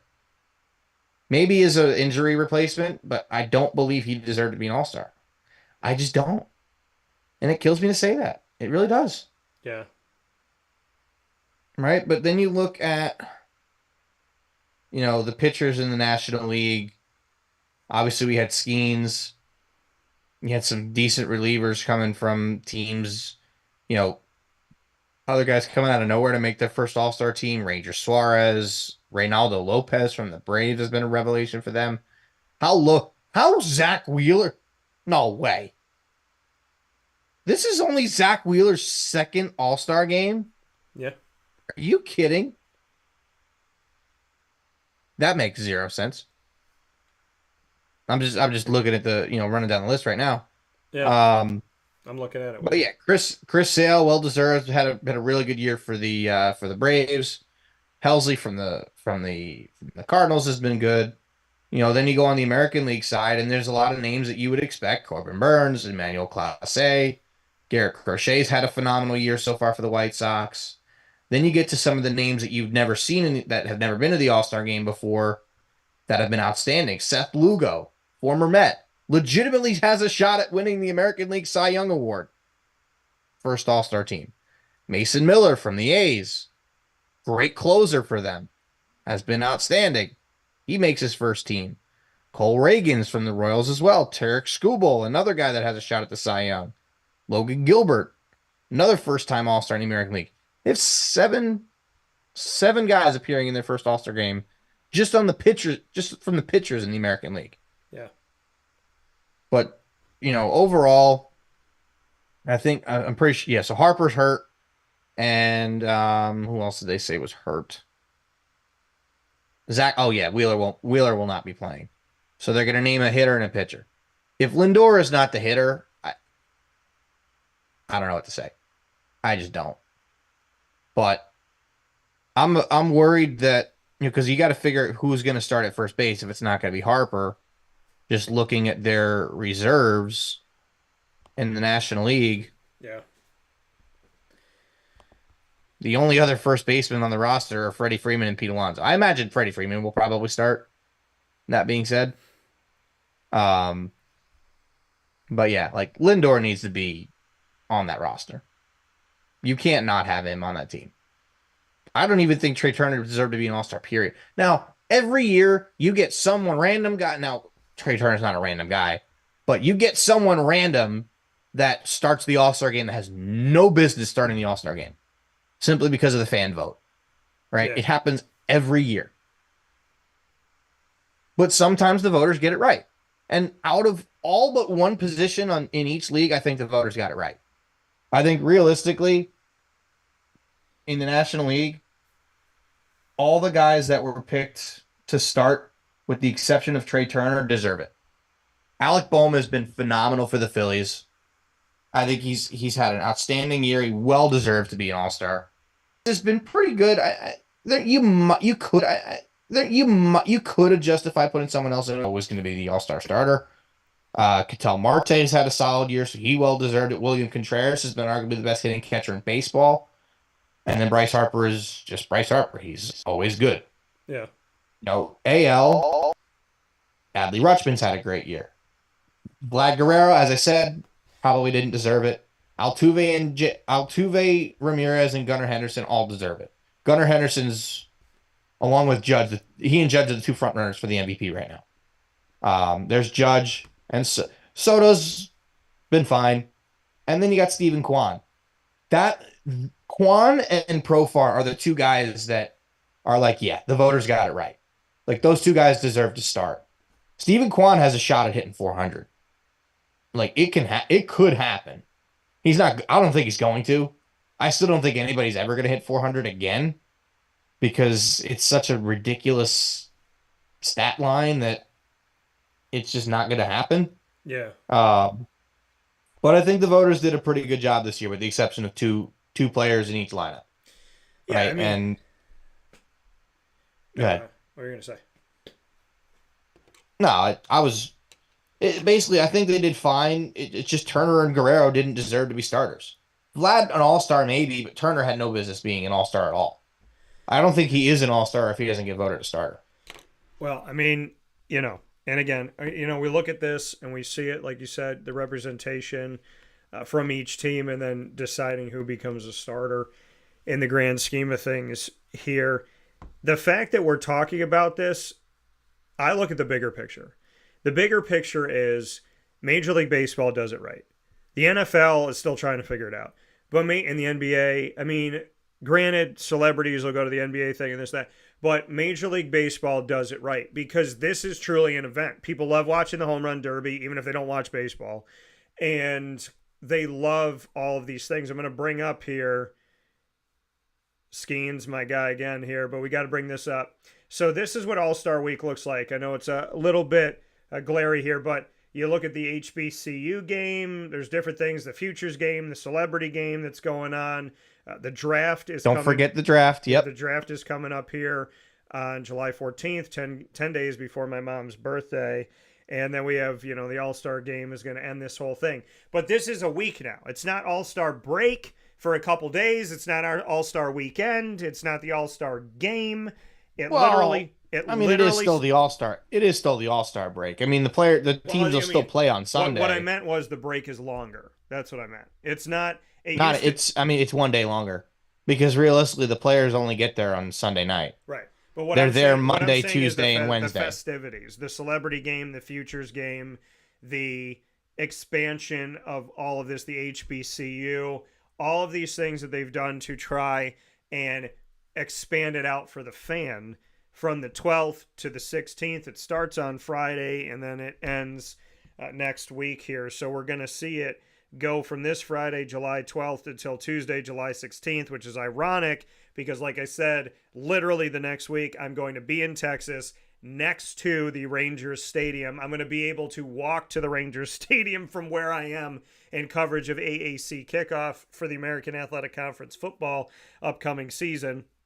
So it's just funny that exactly a week later, and the Rangers are going to be home. They are playing the Orioles and I think somebody else, and maybe the White Sox, but I have the opportunity to go over to the game. But if this was a week earlier, I could have gone to the All-Star break, could have seen Ketel Marte, my Diamondback. Want to give him a shout out too, folks, for those of you that don't know that maybe you just kind of lost us in the shuffle. He is the leader for the longest postseason hitting streak in Major League Baseball history, 20 consecutive games. That happened last year en route to the 2023 World Series. So a big time shout out to Ketel Marte for the work that he did last season, not just this season, but of course he continues to impress. He has been so consistent and I don't understand it. I don't understand, and maybe this is just people not paying attention to the Diamondbacks, but last year the focus was on Corbin Carroll and Ketel Marte was out there putting in good work. And, there's Lourdes Gurriel Jr., he was doing a tremendous job. Geraldo Perdomo, he was doing good stuff as well. And then, there was so many different guys during the seat. Christian Walker at times and obviously people are paying attention to him now because of what he did at Dodger Stadium. But there's numerous guys that made the Diamondbacks who they are. And Ketel Marte, I still think, flies under the radar to some people, maybe the average baseball fan, and he shouldn't. So I want to make note of that once again. But All-Star Week, going to start this Friday. I can't wait for the Major League Baseball draft because we talk about prospecting and we talk about, whose cards do you buy and paying attention to this. That all starts with the draft. So Murph and I are going to be paying very close attention on July 14th to the Major League Baseball draft. There's going to be so many awesome prospects chosen. That's going to be this coming Sunday, a week from yesterday, July 14th. So make sure that you are watching that. A lot of exciting stuff coming up with Major League Baseball. So looking forward to that. Looking forward to the HBCU all the way through. I'm at a loss that this was a year ago. Baseball season always goes by quick. It always starts up, and then you're at the All-Star break, and then it's the playoffs. And every year it feels like it's just, it does that. It's like we're 5 games in, we're 20 games in, we're 70, you're like 40, and then it's 70, and then it's like the All-Star break. But it's crazy how quick everything goes through. We're at the All-Star break. I can't even believe it's been a year since we were talking about the HBCU game and the All-Star game and the Celebrities game and the Futures game. Futures game, a lot of fun too, folks. So I would say to pay attention to your festivities. If you have YouTube TV like I do or something that has DVR, make sure that you go ahead and click on Major League Baseball and make sure that you have that library already added to, so it'll record all of these events for you so you can get it. And shout out to the wonderful Major League Baseball TV, because I can watch my Diamondbacks whenever the heck I want to, which is a beautiful thing as well. Murph and I are going to take a step aside for a fast break, but not before we make one more mention in the baseball world. We got a lot of cool card stuff coming up, but I want to make this mention here, Murph, and we've had so many things to talk about, and obviously we could continue to talk about All-Star break because next Monday, when we are here on July 15th, it'll be right before the All-Star game, so we could talk about the festivities, obviously the Home Run Derby. Ben Rice, I want to make a note here. He made New York Yankees history. So Ben Rice, your 3 home run New York Yankees, and so really exciting here to see him make history. And a big-time shout-out to Ben Rice. So he's 25 years old, big leaguer for 3 weeks and 4 days, who grew up as a Yankee fan when he was growing up just outside Boston. And as you know, with sports, it is all too poetic. If you don't know, you'll get to know here on the show The sports world is a small world. It is well connected, and there is always storylines that create themselves. So Ben Rice, growing up a Yankees fan just outside of Boston, became the first rookie in New York Yankee history to hit 3 home runs in a single game. And we look to this just an amazing feat for him. Big time shout out. The Yankees had lost 14 of 18 games entering this game, snapped a 4-game losing streak. So doing it against the Boston Red Sox, doing it against a team that he grew up around, doing it as a Yankees fan growing up as a kid, hitting 3 home runs in a 14-4 blowout for Ben Rice. So big time shout out to him for this. Garrett Cole, their ace pitcher, said, quote, "Obviously we're going through it, and so we'll take any kind of success, really. I think it's a little bit greater than that. It's a historical day, magical day. And to be honest, I'm pretty thankful that I get to be on the lineup card because I know he'll remember it forever," end quote from him. And Rice said quite plainly, quote, "Definitely a day I'll never forget," end quote. So would love to get your thoughts, Murph. I know it's on the other side of town. It's in the Bronx. It's not in Queens. I know you're a Mets fan. But the fact that Ben Rice helps the Yankees, who have been kind of swirling the drain right now recently here in the last 18 games, for them to get a victory, to do it against their mortal rival, like I said, the Red Sox, and to do it with someone who grew up a fan of the Yankees in Boston territory, hitting 3 home runs in 1 game, and it's never been done in Yankee history. And whenever you hear never been done in Yankee history on the positive side, your brain starts thinking of all the incredible players that have worn pinstripes, and now Ben Rice is above every single one of them in the amount of home runs that have been hit in a single game as a Yankees rookie, which to him, I'm sure, hasn't hit home yet, might not hit home for years. The 25-year-old, the first Yankee rookie to hit 3 home runs in 1 game.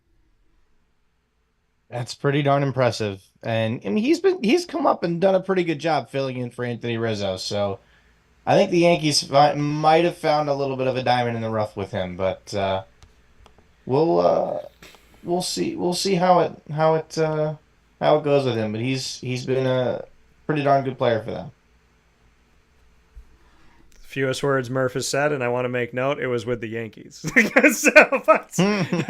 But we will take a step aside. Yeah. So but we'll take a step aside. It's the Yankees. This is what you feel in the boroughs. By the way, Staten Island, when are you getting a team? All of the other boroughs have had a team, have a team. Bronx, Queens, Brooklyn. You know, we've seen all these Manhattan all come through. Hey, Staten Island has the Staten Island Yankees. They do have the Staten Island Yankees, but Staten Island has not had a Major League Baseball team. They won't. There could have been a time in history. There's nowhere to put it, though. Well, there's nowhere to put anything. Your friggin' Jets play in Jersey. We're going to take a step aside for a fast break. The New Jersey Jets and the New Jersey Jets and the New Jersey Giants. That's what I call them, because that's what they are. That's why when people say to me, Dan, how can you not be a fan of a New York-based team? There's 3 of them. And I say, bite your tongue. There's 1.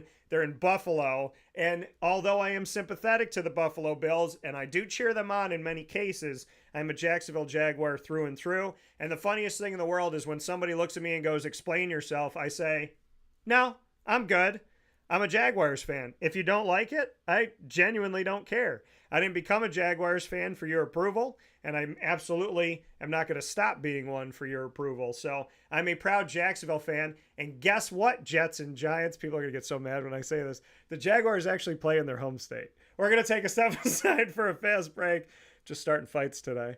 So we talked about drivers in New York and New Jersey, and now I'm talking about the fact that the Jets and the Giants are called New York when we know where they play. And why is that, Murph? Because there's nowhere to put anything in the New York City area. That is why. But the Mets do play in Queens, and the Yankees do play in the Bronx.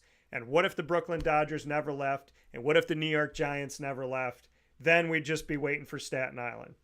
We'll take a step aside. I can feel the anger from New York in my heart right now. We'll take a step aside for a fast break. I love you all. I'm kidding.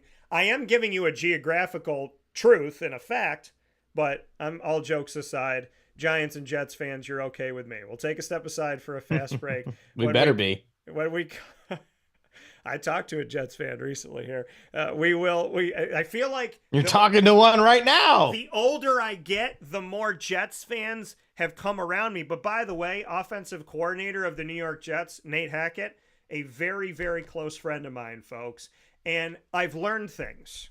I've learned things that I didn't know before. And I can appreciate Aaron Rodgers more now because of the education that I have learned. It's always good to gain knowledge and wisdom. And I can say this, Murph, I am more excited for Aaron Rodgers' upcoming season because of the knowledge and wisdom that I've gained. So we will take a step aside, and Murph's like, ooh, insider. But we'll take a step aside here on Wake Up Call with Dan Tortora. Now I feel like I want an Aaron Rodgers autograph. We'll take a step aside here for a fast break inside of the Heritage Hill Studios. When we come back, we got a couple more points to make, and we got cards, folks. GG Cards and Breaks Show and Tell coming up here. Our sports card shop at choice, GG Cards and Breaks, 639 Delmar Place in Syracuse, New York, right off of Teal Ave. Keep in mind, folks, they are closed for the next 9 Mondays. They're going to be open Tuesday through Saturday from 10 to 6, which is their normal time, and Sunday, their normal time of 10 to 5. But during the summer, they're going to be closed Monday, July 8th, today, through Labor Day, which is Monday, September 2nd. So for the next 9 Mondays, GG Cards and Breaks will not be open. Just make a note of that so you don't drive over there. Tuesday through Saturday, 10 to 6, Sundays from 10 to 5. The guys are getting some summertime, which they absolutely have earned because they work incredibly, incredibly hard there at GG Cards and Breaks. We'll take a step aside for a fast break. We'll be back right after this as Murph and I have more to talk about, and I can only imagine what you Giants and Jets fans are thinking. But I love you. I really do. You got DeVito, you got Nate Hackett, you got Sauce, Jermaine Johnson II. I mean, the more the Jets draft, the more they're taking my guys that I know from college. So I can't help but at least pay attention to what's going on with the Jets because of Murph and, of course, because of Nate Hackett and because of the guys that I know. And what better name is there than Sauce? We'll take a step aside. We'll be back right after this. Hi, this is Amy from Mother's Cupboard, home of the whole frittata. We are open daily 6 a.m. to 1:30 p.m. For takeout orders, call 315-432-0942 and tune in to Wake Up Call with Dan Tortora for our monthly food challenge and try our Wake Up Call signature menu item available 7 days a week. Here at Mother's Cupboard, we are Central New York, and it's our honor to serve you. Ma and Pa's Kettle Corn and Popcorn Factory remind us that every day is worth celebrating at 201 7th North Street in Liverpool, New York. Open Monday through Saturday in-store and always online at maandpaspopcorn.com. Serving our Central New York community and beyond, order anywhere, anytime at maandpaspopcorn.com. Stop in to get a tin at Ma and Pa's on 201 7th North Street in Liverpool, New York to get your half-price refills for the rest of your life. Come to Ma and Pa's for your holiday gift giving for family, friends, employees, and clients. And remember, for fundraising and events, to call 315-450-6272. That's 315-450-6272. Ma and Pa's Kettle Corn and Popcorn Factory. How corny are you? This is Jimmer Sikowski, owner-operator of Chick-fil-A Cicero, 7916 Brewerton Road in Cicero, right in front of the Home Depot. I had a deep feeling that God wanted me to do something bigger with my life and to help people, help others. He kept putting Chick-fil-A in my life, and I realized as I was going through the franchise selection process that positively impacting the lives of others was really core to what we do here at Chick-fil-A. First of all, it starts with the food. The food is brought in fresh daily, and we bring in local produce. We prepare to order in the kitchen. We hand bread our chicken. We hand spin our milkshakes. It's great food. It doesn't taste like fast food. I think the second thing is the way people feel when they come in a Chick-fil-A restaurant. It's different. We try to treat people with intentional kindness here, which is very different and deeper than good customer service. And so, I think it feels remarkable for most people to come in a Chick-fil-A restaurant. And then lastly, the impact that we try to have in the community is very different. It's a big part of the expectation of every operator of a Chick-fil-A restaurant is that they're actively engaged in their community, they're a leader in the community, and they're making a difference. When they realize that what we're striving to do is to shine a little light in their life, that's a very, very different experience than you will have in any other quick service restaurant. And it's that remarkable experience that I think people will emotionally connect with.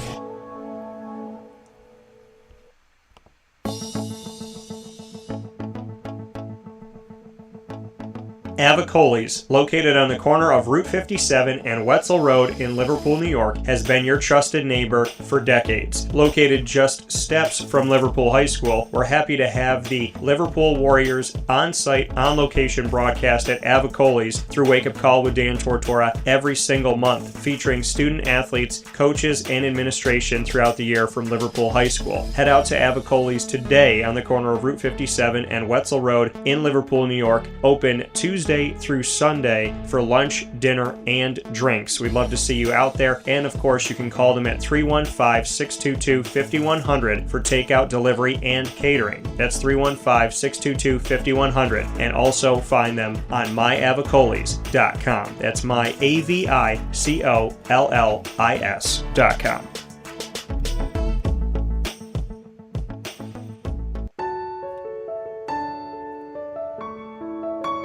Having peace of mind when you're out of town that your furry-loving friend is safe and sound means taking them to Canine Campground, because we all know that when it comes to the love of our pets, it goes well beyond the call of duty to make sure they're safe and sound. Right, Lily? So take a ride to 242 Johnson Street in East Syracuse, New York, and see Canine Campground and where your dog will be staying, in the classic cabin, the executive cabin, the grand cabin, or of course the luxury cabin, because if you know Lily, you know she loves luxury. Now you don't have to wait to the last minute to find a family member or a friend that'll take your dog for a few days.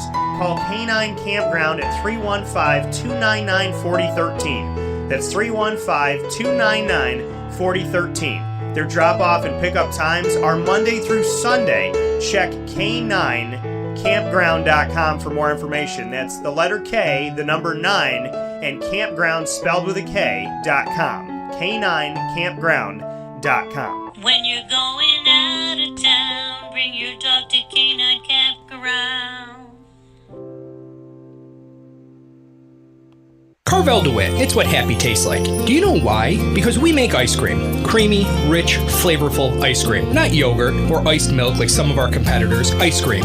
Fresh, by hand, daily. For the calorie conscious, we have something new for you. Our new Carvelite. Same great flavor, creaminess, and texture of our regular ice cream with only 35 calories an ounce. So whether you want an ice cream cake, flying saucer, dasher, carvalanche, hard or soft ice cream, we will satisfy your craving with our fresh, handmade regular or new Carvelite ice cream. Carvel DeWitt. It's what happy tastes like.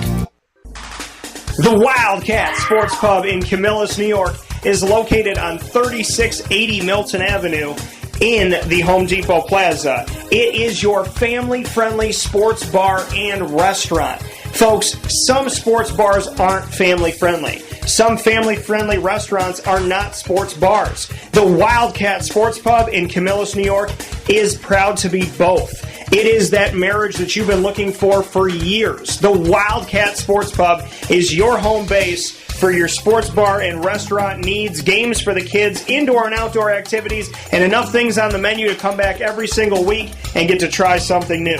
They're open Sundays from noon to 8 p.m., Monday through Wednesday, 11 a.m. to 11 p.m., and Thursday through Saturday from 11 a.m. to midnight. For reservations and party information, call 315-487-2222 for the Wildcat family-friendly sports pub and restaurant.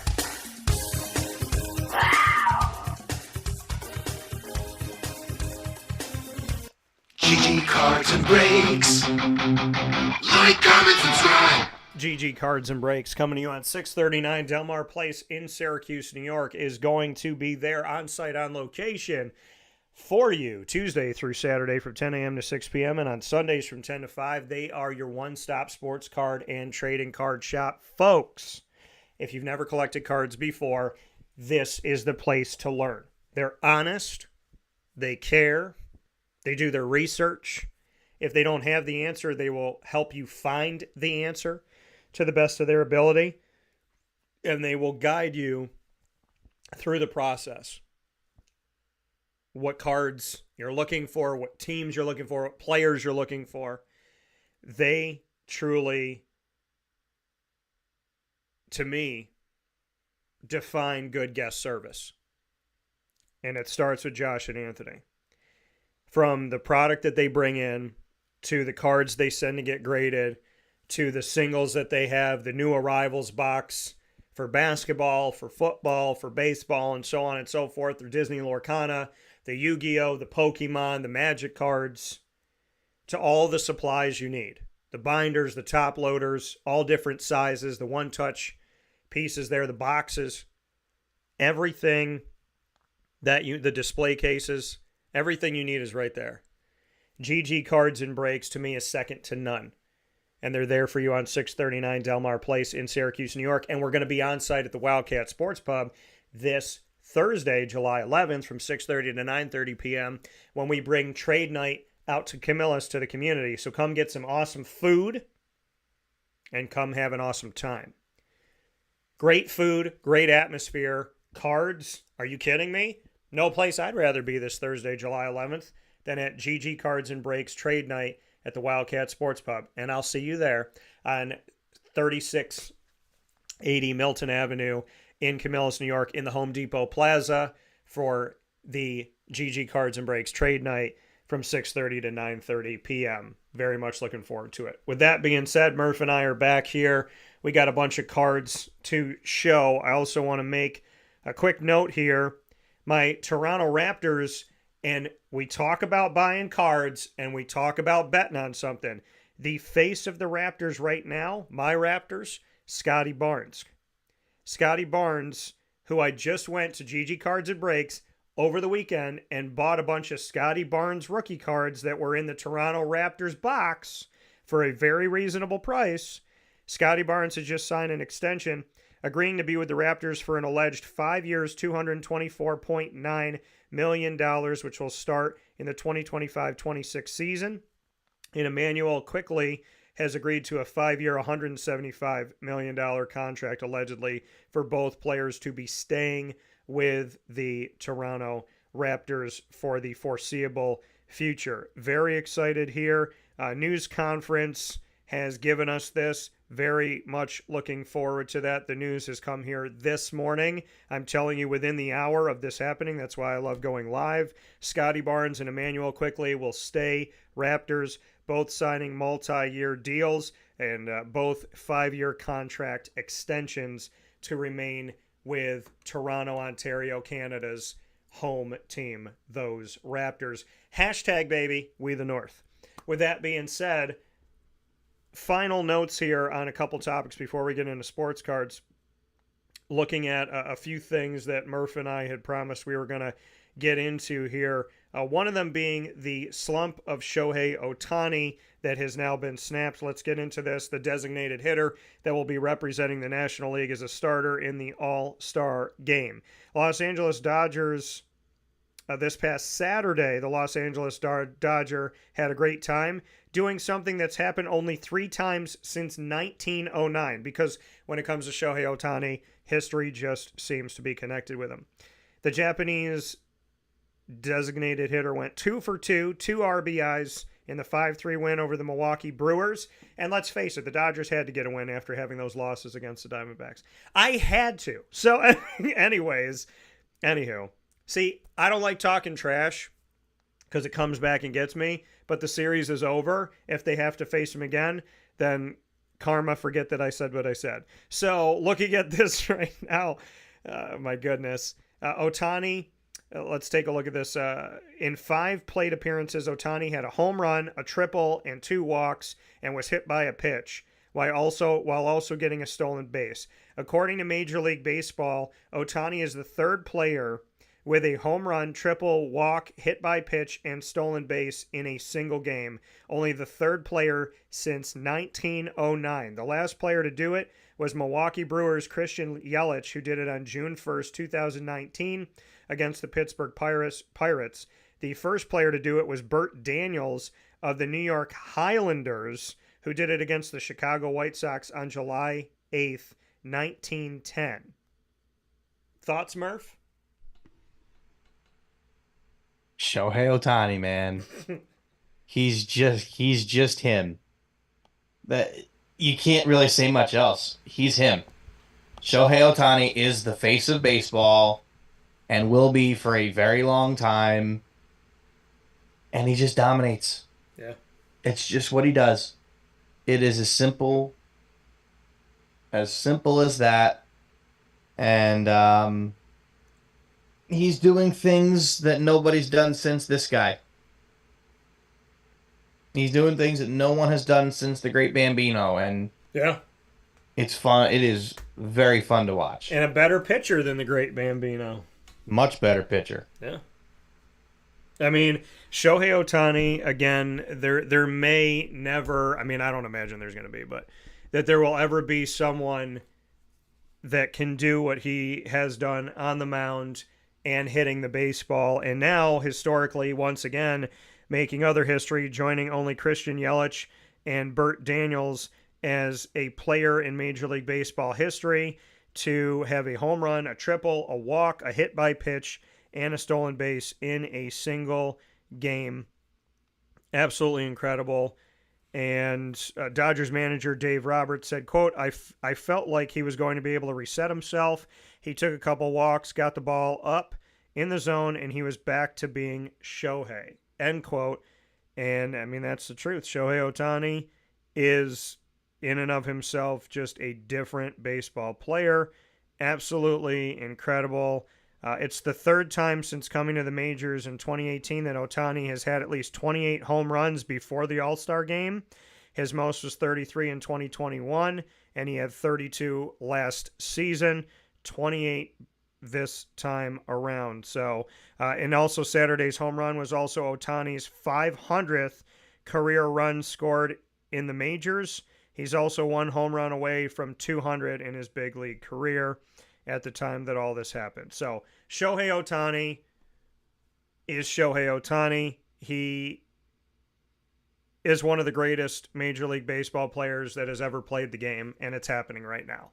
So please enjoy it, folks. Take it in, drink it in. For those of you that got to see the Yogi Berras and the Nolan Ryans play and got to see Randy Johnson, which I feel very blessed to do. For those of you that saw Babe Ruth and Hank Aaron and so on and so forth, you know, there's something, Roger Maris, Willie Mays, and on and on and on, and Jackie Robinson. To see what Shohei Ohtani is doing, there is no comparison. The closest comparison to pitching and hitting is Babe Ruth because of how great of a hitter Babe Ruth was, but he wasn't as good of a pitcher as Shohei Ohtani. So in all realities, Shohei Ohtani is a one of one, totally by himself, in a world that he will probably always live in by himself, because I cannot anticipate or imagine that someone will come into the major leagues that can pitch and hit as well as he can. Granted, he's not pitching right now because his rehab called for him to be strictly a hitter this season and then to hopefully be able to add in pitching next season. But the way that he's playing right now, maybe he does, maybe he doesn't. I don't know. We'll see. It's going to be up to him and the Dodgers what they want to do. But we are watching history, Murph. I have been spoiled to see history in the end of Magic Johnson's career, and, you know, watching Michael Jordan and Gary Payton and Karl Malone and John Stockton and Reggie Miller and Patrick Ewing and so on and so forth.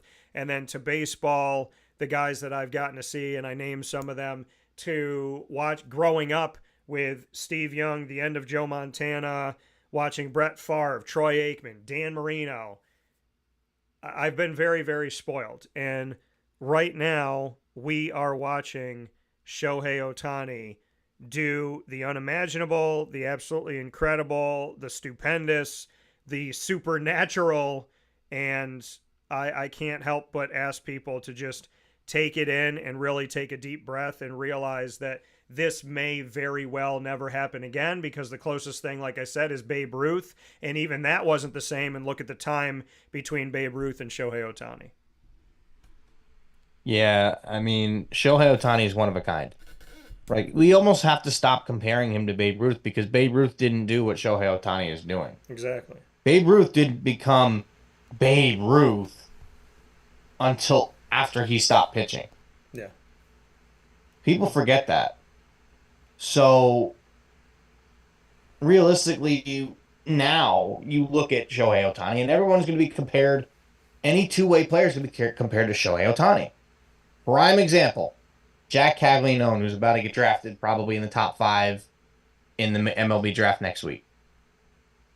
Really interested to see where he goes. I hope to God he does not go to Chicago to the White Sox, but anywhere but there. But regardless, if he does anything close to what Ohtani's doing, they're gonna, everyone's gonna be like, "Oh, this kid's awesome" and everything. Now, as a guy who watched him play the last couple of years, he's not going to pitch in Major League. He will not be a pitcher. He'll be a first baseman. I don't think the two-way thing will last with him, unless he learns to command his pitches. His command is not good. That's the main reason why I don't think he'll last as a pitcher. Yeah. But there's other guys in the minor leagues that are doing it. Like the Mets have a guy that's doing it, Nolan McLean. And he's been doing pretty good. Do I think he'll come up and be a two-way player? Probably not. But Shohei Ohtani is one of a kind. People, we need to remember that you are watching a legend play the game. Yeah. We don't get to see that every day. No. Shohei Ohtani will live in a category of his own. He should have his own wing in the Hall of Fame when he retires. Because there was nobody that will do what he did, or he is going to continue to do for his entire career. Now, this Tommy John surgery could very well put a damper on his pitching career. Who knows how he'll come back this time. Now, I think technically this wasn't Tommy John. It was something different. But it was very similar. But this could, it could end his pitching career. And even if it does, that's okay. Shohei Ohtani's still going to be one of the greatest players ever. Yeah. Like, he'll probably hit 400 or 500 home runs. He'll probably get 2,000 and 2,500 hits by the time he's done. Yeah. And he's great. He is. It's for years I was fighting the, Shohei Ohtani versus Mike Trout, and Ohtani's just better. He is. He's there's no one to compare him. When you're wondering, is somebody the best, there's no one to compare him to. There is nobody more talented to ever step on a baseball field. That is 100% accurate. Right. There is literally no one to compare him to. And except Babe Ruth. Right. And that was over 100 years ago. And even in comparing them, you can't, because Shohei Ohtani if Shohei Ohtani was just a pitcher, he's good. If he was just a hitter, he's good. But he's both, and it's unheard of. And with the universal DH being brought into baseball, when they made that a thing and didn't say, okay, one league has one and one league doesn't, which never made any sense because there's an unfair advantage. Let's be honest. They made that rule for Shohei. But when they made the universal DH rule, when they said everybody's got a DH, think about it. He was still pitching at the time. So they made a Shohei Ohtani rule, a separate rule saying if you have a pitcher that still wants to hit, you can. Because at the time... And then they could go back in as the DH. Right. At the time, it was Shohei and Jacob deGrom that were hitting well as pitchers. That was it. And I'm not trying to say Jacob deGrom... Zach Greinke, Michael Lorenzen... Yeah, some guys, other pitchers I know that could hit. Madison Bumgarner could hit. Some guys that could, right? There's plenty of there were pitchers that could hit.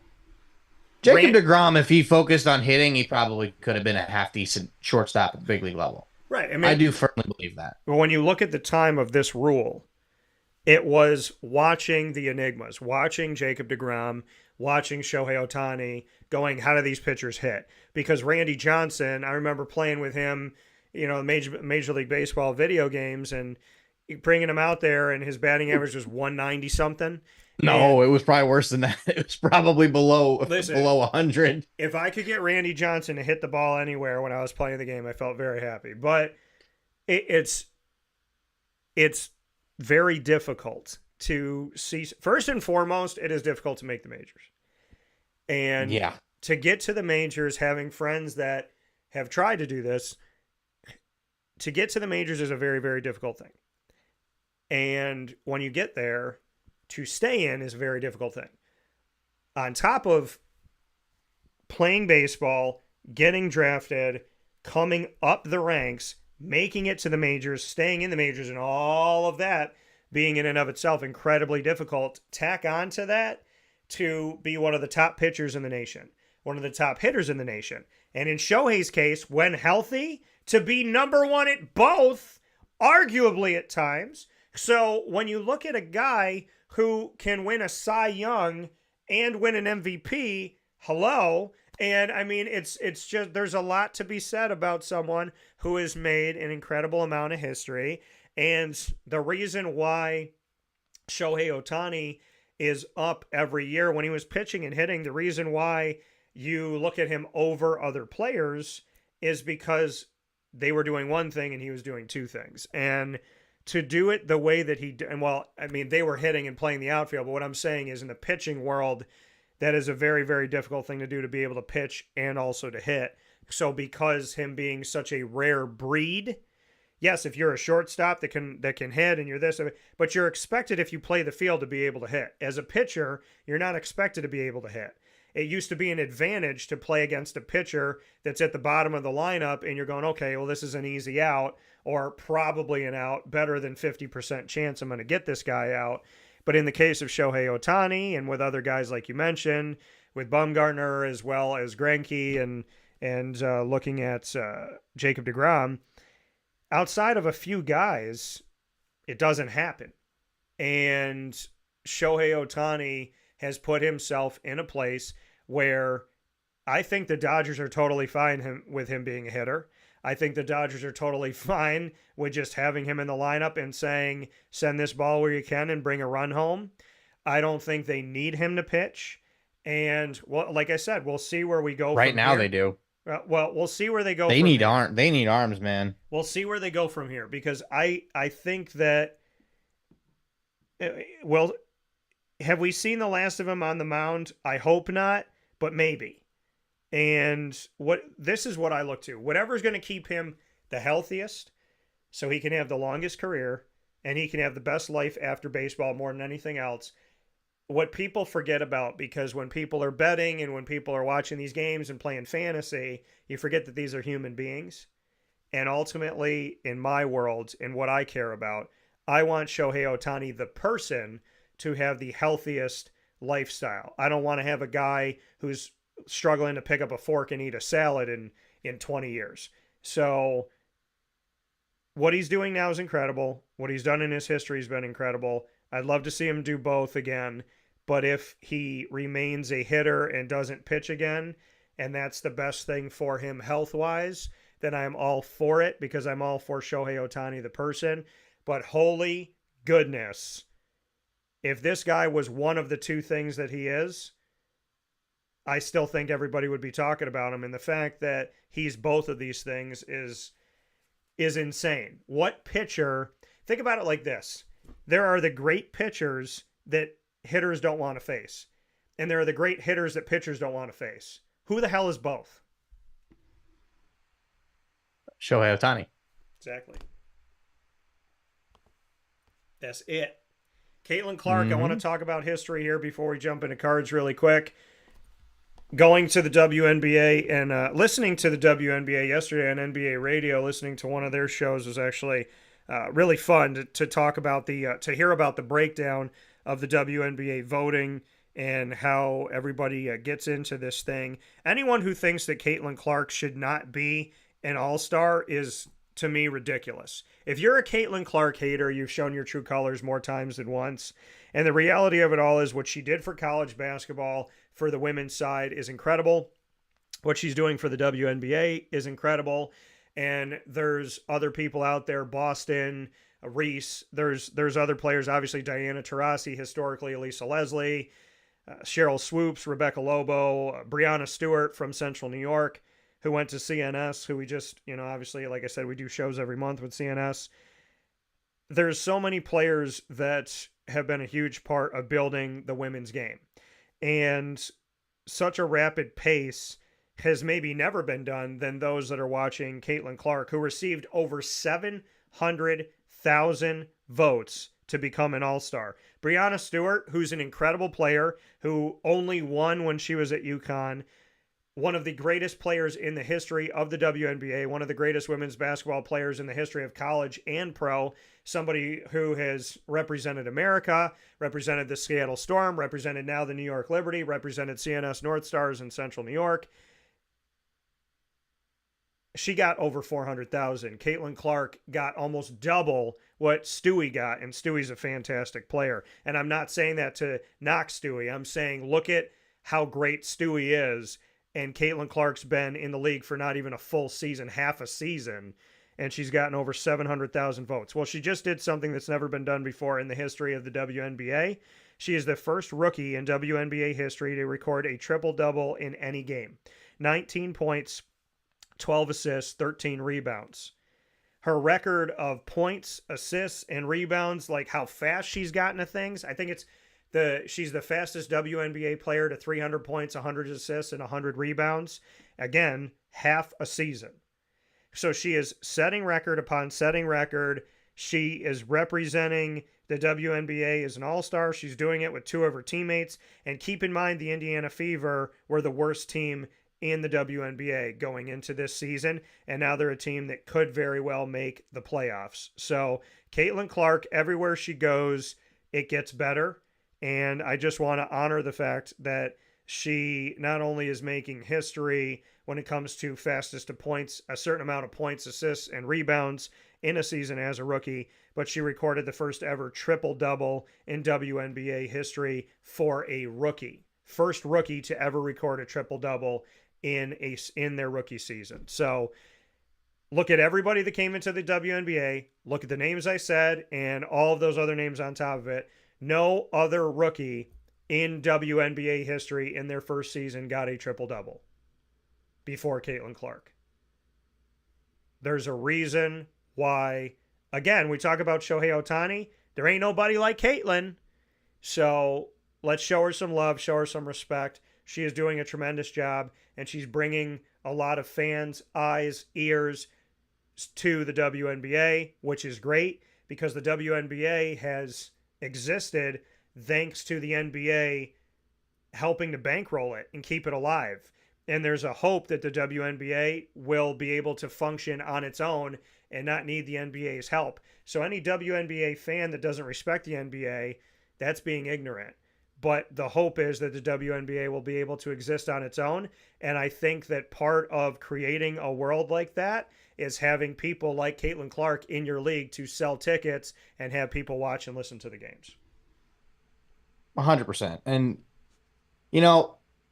call me a hater. And this is nothing. I have nothing against Caitlin Clark. I think she's awesome. I think what she's doing for the sport of women's basketball is amazing. And in the WNBA, it's actually gaining popularity because of her. Call me a hater. I can't stand the WNBA. I really can't. The only reason I even have any idea remotely of what's happening is Caitlin Clark. Realistically. So, but the biggest reason why, the biggest issue I've always had with them is like the screaming and crying to make more money and this, that, and the other. And I'm like, well, if your league was profitable, then maybe you'd make more money. So find a way to make more money. Now, Caitlin Clark is giving them the chance to make more money. And I think they will in the future. Yeah. But at the same time, No one gave a crap about the WNBA until Caitlin Clark arrived. That is how much impact that she has on the league. You take her away, nobody would care again. So people in the WNBA circles that don't appreciate Caitlin Clark need to take a good look in the mirror. They are only in the situation that they are because of her. All these WNBA players that hate on her, that are, fouling her hard for no reason because they want to send a message or whatever. Like, she's the reason she is the reason that you have butts in the seats. Yeah. You could easily go back to having a 18,000 seat arena with 2,000 people in it. You could easily go back to that. Caitlin Clark could probably make more money going and playing overseas. Send her to Europe, she'll make a ton of money. They'll pay her so much money to get her to go out there. But the WNBA, the players and the not the fans, but the players and everyone around the WNBA needs to understand that the only reason that you are probably going to make more money next year, and the only reason why actually you have butts in the seats, is Caitlin Clark. No one cared before she got there. Nobody. You ask a dozen people on the street, would they rather have $5 or a ticket to a WNBA game? They're probably all taking the $5. And that's sad. But like I said, call me a hater, but I can't stand them. I can't. Well, I don't even want to see it when Caitlin Clark comes across the screen because I can't stand what they're doing with that league. What Caitlin Clark's doing for it is amazing. Yeah. But they're trying so hard to rip on her, to single her out, to make sure she's not playing on the USA basketball team in the Olympics, to try and make it so that her life is miserable. Well, then she's not going to want to play. Right. She's going to want to go elsewhere. Well, if you lose her, the league is over. Right. And this is what I think, okay? And I love that the WNBA exists. And I love that there's been so many incredible players that have come through. And I love that in my lifetime, there's a place for women to play professionally in the United States of America, because when I was born, there wasn't. With that being said, those of you that hate on Caitlin Clark, you're insane. She gets cheered when she's on the road. She is a pioneer. She is creating something. Yes, the WNBA existed before her, but to spit on her for the fact that you don't like the fact that a rookie's getting all this attention, she didn't pay her dues, blah, blah, whatever your excuse is. There's people that make it a race thing. There's people that make it she's a rookie, she needs to pay her, blah, blah. Whatever your reason is, you're making more because of Caitlin. You're getting more people because of Caitlin. When Caitlin comes and plays your team, you're selling more tickets. And when you sell more tickets as a franchise, you might get more money in your contract when you have to re-sign. So if there's anybody in the WNBA that doesn't like that Caitlin's there, well, then tell those people not to come to the games. Tell them not to buy sandwiches. Tell them not to buy sodas and beers. Tell them not to buy merchandise. Because Caitlin Clark is making it better. And I am so sick and tired of hearing people hate on Caitlin Clark. It is annoying. It is ridiculous. And now there's a thing where the WNBA, now there's women out there that are calling the WNBA, they're calling the NBA the MNBA, because we should call it the men's NBA. No, okay? This is reality to me, folks. This is reality to me.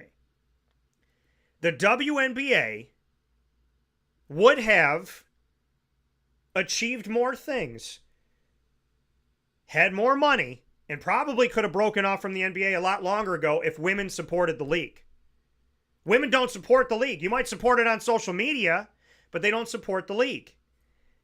And Bill Burr, the comedian, talked about this. He said, I got people coming up to me telling me I should go to a WNBA game, that men should go to the WNBA games. And I'm sitting here saying, if you truly care about this league and you're a woman and you're supporting women, then go and buy a ticket. There are women that go, and there are more male fans now to the WNBA. But here's the reality that I know be true. There's a lot of women in the United States of America. And if they put their money where their social media post is, the WNBA would be making a lot more money. And I'm not saying that against women. I'm saying if you support a woman tweeting, sitting at home outside with a Mai Tai, then go support her at the game.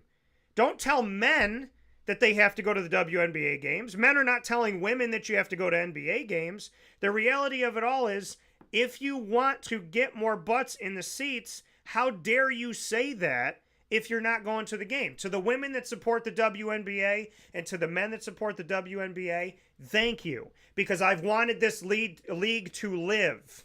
Once it was created, I was happy it was here, and I never wanted to see it go. But to support, did you all buy tickets this season? Because if you didn't buy a ticket, this is the same thing I say to a Syracuse fan. If you're going to complain about the team losing, buy a ticket.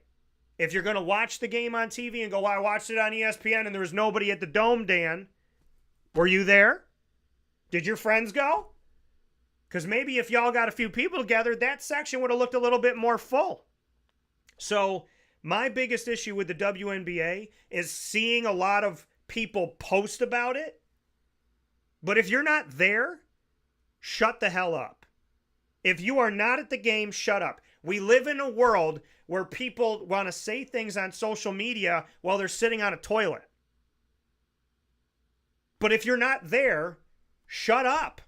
I've been covering women's basketball since I stepped into Marywood practically. I've been covering women's basketball before it was popular to cover women's basketball, before the big name networks even gave a poop about it. Do you think they're covering women's athletics now because they want to? They're covering women's athletics because that's what has been dictated to them. They have to cover them now. I covered it when I wanted to. I cover it today because I want to. I love women's basketball because I love basketball. I love basketball no matter who the hell's playing. You could have two donkeys playing basketball, and I'm going to watch it because I love basketball. But to hear people on social media write about supporting it and yelling at men that they need to support it, I would ask every single woman that tweeted about it, have you been to a game? Because if you haven't been to a game, then you don't have the right to say anything. I go to the games. I support the teams. Mm-hmm. I'm at Marywood. I'm at Lemoyne. I'm at Binghamton. I'm at Bryan and Stratton. I go and support the teams that I love. I've been to CNS. I've been to West Jenny. I left the ACC tournament in North Carolina to fly home and be with girls and boys basketball for West Genesee. My history dictates that I have always supported men and women's sports. But to see women scream about how men don't do this, that, whatever, if you're not buying tickets to the WNBA games, then just shut up. Because I don't want to hear it. I'm so sick and tired of people pretending to support on social media. If you don't show up, I don't care what you say on social media. I guarantee you ask those people that question, 99% of them will say, no, we've never been to a game. Then shut up. Exactly. They need to, shut up, stop talking. You want people to support the league so bad? Go to a game. Buy merchandise. Just watch the game on TV, for crying out loud. That at least makes them money. Right. But the bottom line is, right, like my hatred for the league has nothing to do with the fact that it's women's basketball and everything. My hatred for the league stems from the players that are so arrogant in thinking that, like, we need them. That league wouldn't exist without the NBA. That league wouldn't exist without the fans. But they're too stupid to realize that. And now that Caitlin Clark has come in and actually brought in a whole new audience to the sport, which is great for the league, they're trying to tear her down for it. That's just how it is. They are trying to tear her down for it because she doesn't fit their narrative. She's too good. She's white. She's straight. She doesn't fit the profile of a typical WNBA player who's probably a black lesbian. And that's not me trying to play the race card. That's just what we see. Right? In reality, the WNBA, as it stands right now, if they were to lose Caitlin Clark, it's done. They're done. Yeah. And it's a shame. And they are trying everything in their power to drive her out. They are. That's plain and simple. And she's just a 20-something-year-old girl that wants to do what she loves and plays basketball. Right. And that's awesome. Right. The issue I see here it's the same issue as what the women's soccer leagues have to say. Right? NWSL. Who do you know that watches women's soccer other than the Olympics or the World Cup? Not many. Right? It's the same thing. I don't know if they're funded by the MLS or anything, but it's the same thing. Those leagues wouldn't exist. You know, the NWSL would not exist if the U.S. women's soccer team was not good. If they weren't winning the World Cup or winning the Olympics every year, that league wouldn't exist. And women should definitely have a place in sports and everything, but you have to understand that it's not going to be as popular as men's sports. That's just the way it is. And it's sad. Now, going back to your point on, are these people actually going to games? The answer being no. I saw, you see a clip about, I don't remember what tournament it was. They were talking about how the women get from like a pool of money and it's a very low number, or how, like the women are getting paid X amount of dollars per game and the men are getting like 10 times more. And they're talking about how do you justify this? How do you explain this? And the one guy's argument was just hysterical. He goes, "Do you even know who our team is playing in the quarterfinals?" No, because you don't care about it. Yeah. That is the problem. These women are going on social media saying, you should watch the WNBA, you should watch the NWSL, you should watch the U.S. Women's Olympic soccer team or basketball team. Do you go? Do you watch? Do you know who they're playing? Right. No. Well, okay. Then shut up. When I've been What your mouth is if you want to talk about that. When I've been in the same place as that, and I tell this to anybody, like I said, I say it to Syracuse fans. And Fran Brown said it. He said, if you're an alum and you don't come around and you don't come to practice, you don't get to come in my office and talk to me. If you come around the team and you come to practice and you have something that you want to say, then you can come and talk to me because you're here, right? You put the time in. And that's my thing. To the women that are supporting the WNBA, this is not for you. The message is for the women that are not supporting the WNBA, pretending that they are. And the WNBA should have nothing to do with color, gender, sexuality, whatever people want to define anything as. The WNBA is supposed to be about the best athletes. Just like the NBA is supposed to be about the best athletes. I don't care what your sexual orientation is in the WNBA. I don't care what your color is in the WNBA. What I care about in the WNBA is, are you not only playing the best that you possibly can for your team, but are you an upstanding citizen? Are you somebody that I would want to watch my children? Are you somebody that I need to worry about if I'm a general manager, or when you leave the arena, do I know that you're going to get home safely and not be stupid? That's what I care about. And that's baseball, football, hockey, basketball, it doesn't matter. When I look at the WNBA, I am sick and tired of two things. People making it about race and orientation and not just about talent. because that's what it's about. And if you discriminate based on who this person is that has nothing to do with their talent to play basketball, then you're taking a league that people would have done anything to play in 30, 40 years ago, 100 years ago, and you're diminishing it. And I don't want to diminish the WNBA. I want to build it up. So let's not make it about anything other than basketball talent and good people. And the second thing is, in a society in America where men are wrong all the time now, I have always supported men and women. I was raised by two incredible women.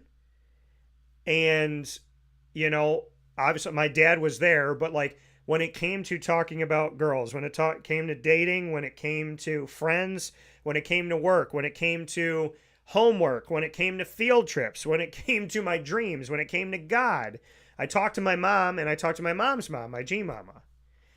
And they taught me how to do things. I don't expect a woman to clean for me. I don't expect a woman to cook for me. I don't expect a woman to rub my feet. My family taught me how to be self-sufficient. And my support of women comes from loving God, first and foremost. So those of you that don't believe in God, I don't know how you could say I don't believe in God, but I want equality. That makes no sense. Because God is literally the keeper of equality. He made all of his children in his image and likeness. Nobody's better than anybody else. When you're raised and you put God first and you're raised by women who teach you how to respect a woman, I didn't grow up with the closed-mindedness that I see in society now, where women hate, there's just women that hate men because they're men, and men hate women because they're women, and black hates white, and white hates black, and this hates this, and that. Divisiveness will kill anything, and it will kill it very fast. In the WNBA, I don't care what color Caitlyn is. I don't care how tall she is. I don't care what her orientation is. I don't care what her religion is. I don't care what she eats for breakfast. What I care about with Caitlin Clark is she a good person and does she work her absolute tail off? Which, in all cases that I've seen, the answer is yes. So when it comes to her, and it comes to Rebecca Lobo, and it comes to Lisa Leslie, and it comes to Cheryl Swoops, and it comes to Diana Taurasi, and it comes to Breanna Stewart, why did I name all those people? Because I respect them. I respect them. They're not the only ones I respect, but I respect them. They're WNBA players that if at any given time they were the face of the league, I would have been okay with it. And right now, Caitlin Clark is the face of the league. It's not a race thing. It's not an orientation thing. It's not an anything. She's the face of the league. She makes the money. She's the one that is growing the league. So enjoy it. Enjoy it and celebrate it. Why we have to fight makes no sense to me. Why I have to listen to women chastise men that are fans of the WNBA. If you're a fan of the WNBA, why are you yelling at those people? The fact of the matter is, I love basketball. And I am the wrong person to get into an argument with men's and women's sports because I've loved them both from the beginning of my career, from day zero. From November 2003, when I started being a broadcaster, I said, we're not covering men's, we're covering men's and women's basketball. There's no reason why we shouldn't do both. I said that 20 years before it friggin' mattered to people. If you think that the talking heads of the big networks are covering women's athletics because they want to, that's not always the case. They're covering women's athletics because they have to. If they were doing it because it was the right thing to do, they would have done it when I did it 20 years ago. When have they started doing it, Brendan? This year? Last year? Within the last 3 years? Do you know that there's people that don't know that the U.S. women's national team in soccer is the winningest nation in the history of the World Cup? Do you know there's people that don't know that? The United States women's national team is the greatest of every nation on the planet. They are the greatest national soccer team in the history of the World Cup. Better than Italy, Germany, France, Spain, Brazil. Everyone. The United States women's national team is the best women's national team in the world. And people didn't know that because they weren't covering the sport. You can go see the women that represent the United States in the World Cup. You can go and see them in the NWSL for like $5 a ticket. You can see the greatest players that have ever played the game for next to nothing. For like going to a AAA baseball game. I love women's athletics because I love people and I respect game. I don't care what your gender is, man or woman. If you ball, you ball. So to sit here this morning and have these just ridiculous conversations of people that are yelling at men that don't go to WNBA games. Just stop, okay? On social media, everyone's an activist. But in reality, are you willing to stand? Put your money where your mouth is. How many broadcasters are talking about the WNBA, male or female, this morning? That is what needs to change. Not many. That is what needs to change. Okay? Caitlin Clark is phenomenal. Okay? But there's other talented players. If you stop watching women's college basketball because Caitlin's not there anymore, you're doing a disservice to everybody else. There are so many reasons why you should pay attention. What if you didn't watch it when Caitlin Clark was there? If you didn't watch it when Caitlin Clark was there, you're probably never going to watch it. But if you didn't watch it when Lisa Leslie was there, if you don't know anything about UConn women's basketball, who's won championship after championship after championship after championship, then you're probably How many has Gino got? 10? Something like that? He's got a lot. And the thing is, Gino Auriemma, Pat Summitt, that's what I grew up hearing. Pat Summitt of Tennessee, may she rest in peace. But anybody who truly loves women's basketball or women's athletics in general would not stand for the screaming and the yelling and the people calling the NBA the MNBA. They would just be happy that people are coming to the games and watching and listening and paying attention and buying the cards. Stop chastising people who are trying to support you and love you. And to the women out there that just hate every man because they're a man, that's exactly what you asked us not to do with women. And it just doesn't make any sense. All I care about in life is that people treat people with kindness and generosity and humility and love and empathy and understanding. I don't care who you are. I don't care where you came from, as long as you're a good person. The only type of people I don't like is a diligent a-hole. That is a person that wakes up every single day, who hates themselves and wants the whole world to burn. Those are the only people that I don't like being around, and I pray for them every day. There's nobody else I have a problem being around. So the WNBA, I've supported you from day zero. Women's basketball, look at my history. When it comes down to it, I just want the people that are screaming and yelling on social media to just either come out and tell everyone they're full of you-know-what, or buy a ticket. Because if you haven't bought a ticket to a WNBA game, I don't want to hear it. If you haven't watched it, like, have you watched a WNBA game this season would be the question I would ask. I have. I have turned the game on. Have you? Did you watch the women's Final Four? Did you watch the women's NCAA tournament the last couple of years? I did. I paid attention. I was in the Zoom calls. I was trying to ask questions to Angel Reese and company. I was there. So I just want to see more truth. And we live in a world where people think if they scream loud enough that it'll exonerate them from the lies that they're telling. But the reality of it all is a lie is a lie. And whether you whisper or you scream, who you support is who you support. And people might like Bill Burr. They might not like him. But when he said, if women want the WNBA to succeed, they should go to games. That is not for any of the women that are going. But the reality of the fact is, look at how many women are in America. If they showed up to these arenas, they'd sell out every game. You're right. It's really not that hard.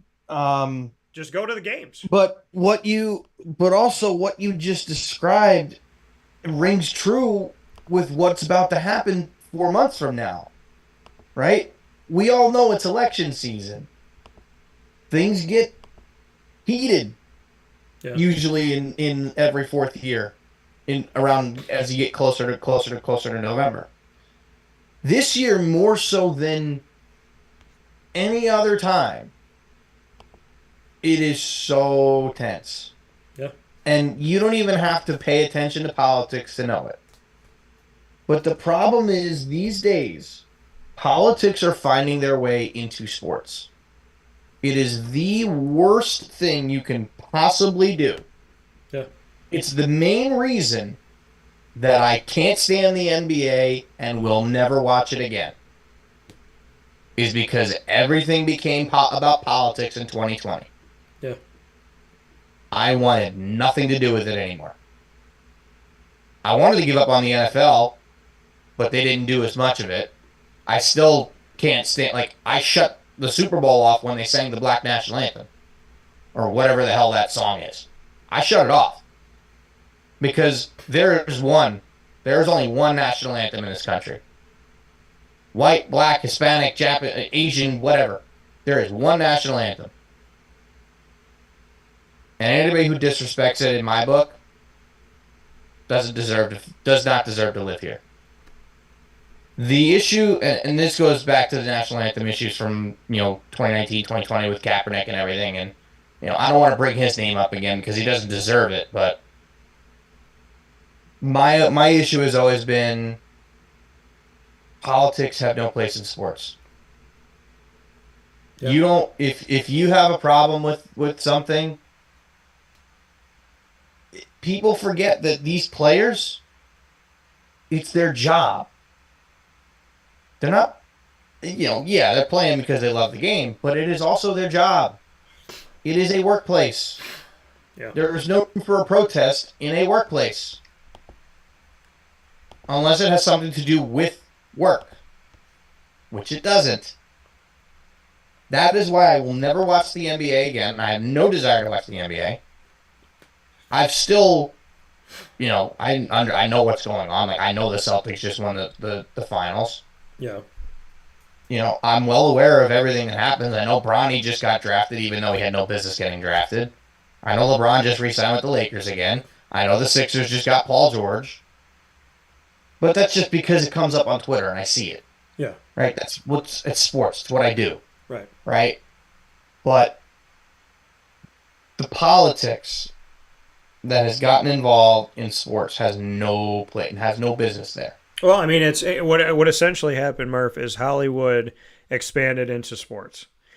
And the expansion, and look at how well Hollywood's not doing. And look at how terrible the state of California is where Hollywood exists. The reality of it all, and I tell people this all the time. And they think their governor's going to be the replacement for the guy in the White House right now. Right. And in California, he'd be even worse. California has run out of water. California has been bankrupt multiple times. California is in a horrible state of being.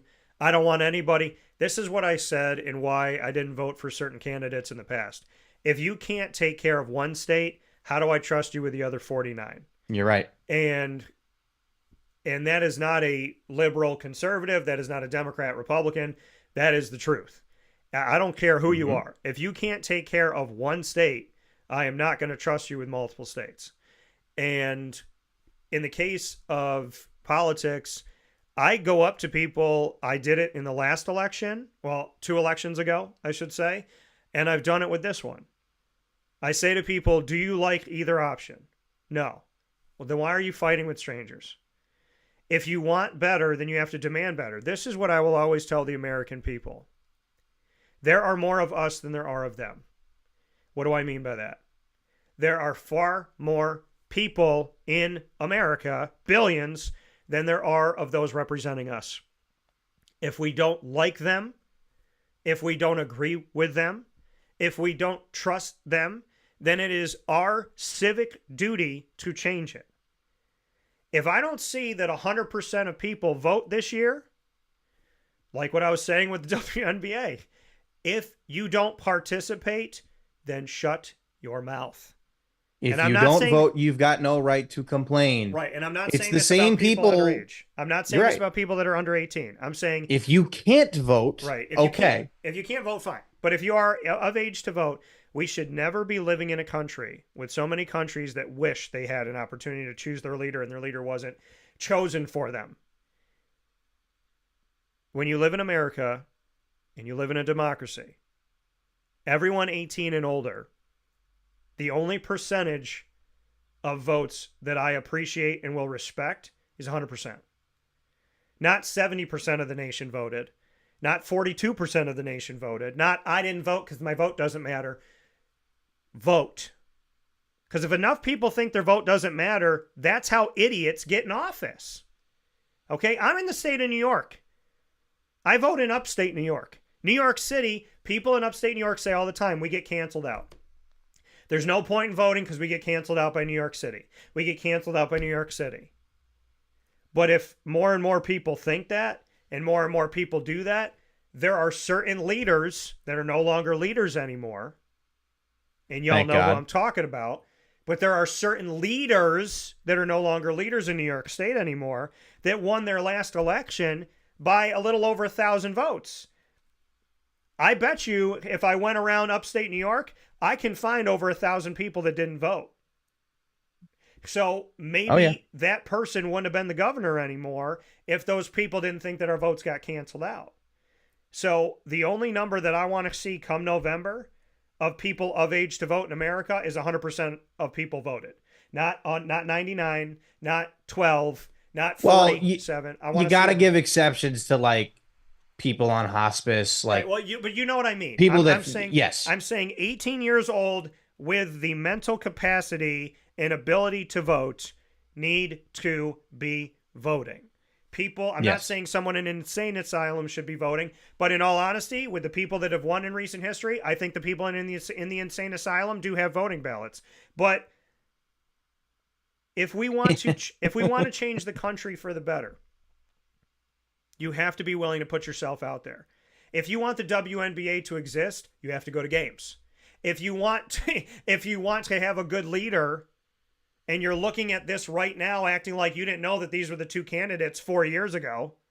Who thought these weren't the two candidates 4 years ago? Obviously, Trump was going to run again and Biden was going to run again. So anyone in the last 4 years that didn't think this, go to your primary. Vote. Well, Tell people you don't like the primary doesn't matter as much anymore because the candidates are basically decided. But the thing is go and say something. Go and put something out there. There's presidents that have won the Electoral College and not the popular vote, which means that the people spoke and it didn't matter. So the reality of it all is, if you want to make change politically, in the sports world, anywhere, you have to be willing to put the work in, not the tweet. You got to be willing to put the work in. I will tell you this right now. 99.9% of America tells you on social media how great they are. 0.1% actually puts the work in. That's reality. And to Murph's point, when you start bringing politics into anything, it divides everything. And it turns look at the viewership for the NBA since 2020. It turns people away. It makes things difficult.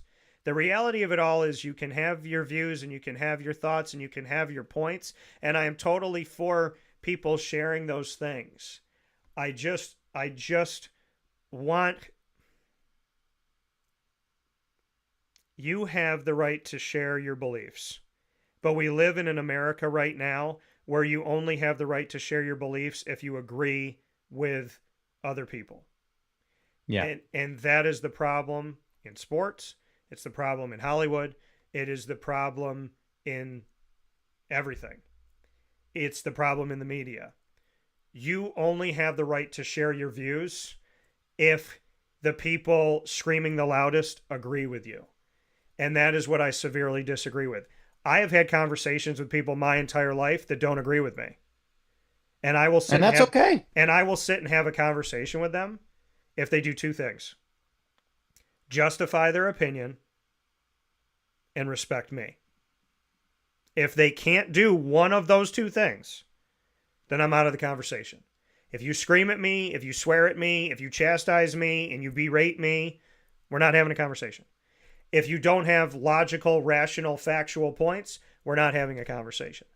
But I am totally fine disagreeing with someone every single day of my life as long as we respect each other and we speak in facts. And we live in an America right now where if you scream the loudest, you win. And that to me is not fair. It's not right. And we are where we are right now in sports and in life because we have allowed people to disrespect each other at an all-time rate. I don't care if you disagree with me. I care if you respect me. And there's no reason why the Caitlin Clarks of the world shouldn't be celebrated. There is no reason why we shouldn't celebrate the many amazing, great athletes that we have across the board.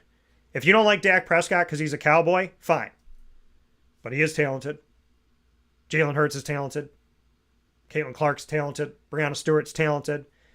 And we just need to start appreciating people for who they are and not what their color is or what they believe in and all that, whatever. We have cards to show, Murph. I'm going to let you do that first because I know we have gone well over our time this morning. So what do you got? Yeah, I was not expecting that we were going to get this close to my my doctor's appointment, but we're good. The card I showed before, this is from 2018. This is a super short print of Babe Ruth. Really, really interesting card that I picked up at a little get-together I had with some friends at McDonald's. This is a cool one. This is numbered to 25. This is a dual RPA, Jackson Smith and Jigba, and Quentin Johnston. That's cool. Really, really cool. Wasn't all that expensive either. My one and only Anthony Richardson that I still have. I managed to get a pretty solid price on this one. This is a sweet patch. This is numbered to 10. This is a Quentin Johnston RPA. Really, really cool patch. That's numbered to 10. Love that. We've got a sweet inscription from Christian McCaffrey. This is from Stanford in his Stanford uniform. This is such a cool inscription. Yeah, that is cool. And then a couple cheaper ones. Just a base Prism Jordan Love, PSA 10. Topps opening day, Shohei Ohtani rookie, PSA 10. And then this is that Dylan Cruz auto I was telling you about, the Sparkle, or the Speckle, number to 299. That is a SGC 9. So I'm just going to show a few of these, and then I'll do a separate video because I want to make sure that Murph gets to where he needs to get to. But these are special to share with you specifically, and I thought that you would appreciate them. So let me go ahead and share these with you and with everybody out there in our sports card show and tell, proudly presented by GG Cards and Breaks. I got myself a couple DeGroms on the Mets. Nice. Because those of you know that I'm a DeGrom fan. I got this one. I thought it's really cool. J.D. Davis signed it, but it looks like JJJ. So I got his auto. I got this to actually match my Mr. October. I have my Mr. October Yankee black pinstripe of, I think it was like the pants, I think it was. And so this is Noah Syndergaard. This is the blue pinstripe to match my Yankee pinstripe. Nice. And then you know that I sold this one, and ever since I sold it, I have been sad that I did. So Josh Gideon, the owner of GG Cards and Breaks, is willing to part with some from his collection. So I got the card back that I sold, but this one's different. This is the blue color match of the Mets, but it's the same card. It is numbered to 150 in the world. So I got my Beatty rookie auto back here there you go. In blue instead of in turquoise. And so now I like that one better. Yeah, and I got this one, which I love. This is a really nice signature with the gray signing here, a rookie signature of Beatty. Nice. And this is numbered to 20 in the world, I believe. I think it's numbered to 20. I'm pretty confident. I had an Alvarez in one of those. Yeah. Sold it, but cool card. Let's say 20. 18 out of 20. So sweet. Really nice card there. So I got not one but two Beatty autos. They've now come home. And I got some other Mets, and I'll have some other things to share with you all as well, including if anybody is a Will Anderson Jr. fan, the defensive rookie of the year in the NFL, I have a awesome collection of his that will be on display at GG Cards and Breaks Trade Night at the Wildcat this Thursday, July 11th from 6:30 to 9:30. Murph, as always, I appreciate you. Thank you for the conversation today, and for all that you do. God bless you, and we'll talk with you soon. Yes, sir. We'll be back next week. Sounds good. That coming from Brendan Murphy here on Wake Up Call with Dan Tortora, where sports truly meets that thing called life. And I might as well show you the rest of, well, I'm gonna show it to you here. I'll show you the collection here as we're up on the screen. So I'll take the Mets out that I just showed. But let me get my Will Anderson collection together. They're all rookie cards, by the way. My Will Anderson Jr., I just got this one from GG Cards and Breaks. This is a good priced one here. It's his rookie card. I covered him when he was at Alabama with the Crimson Tide in college. So that's his rookie select, his rated rookie. It looks like he's doing almost the exact same pose here with these cards. This one is, let me make sure I just put that in there correctly. This is I love Origins. This is Origins. First time I ever bought an Origins box was from GG Cards and Breaks. This is the orange laser refractor rookie card of Will Anderson from Panini Prism. And then I have this awesome green refractor with a piece of his jersey from his rookie season, Will Anderson. So that's my Will Anderson collection. Whoops. Throwing my cards through the studio here. And the other ones I have to show you are my Drew Timme, Bowman U. I'm a big Gonzaga fan, and I'm a Drew Timme fan. This is his Bowman U auto refractor from Drew Timme. Somebody gave this to me. I think it was Matt Shaler. Shout out to Matt in the community. This is Derek Coleman's rookie card. It's one of the rookie cards I did not have in my collection.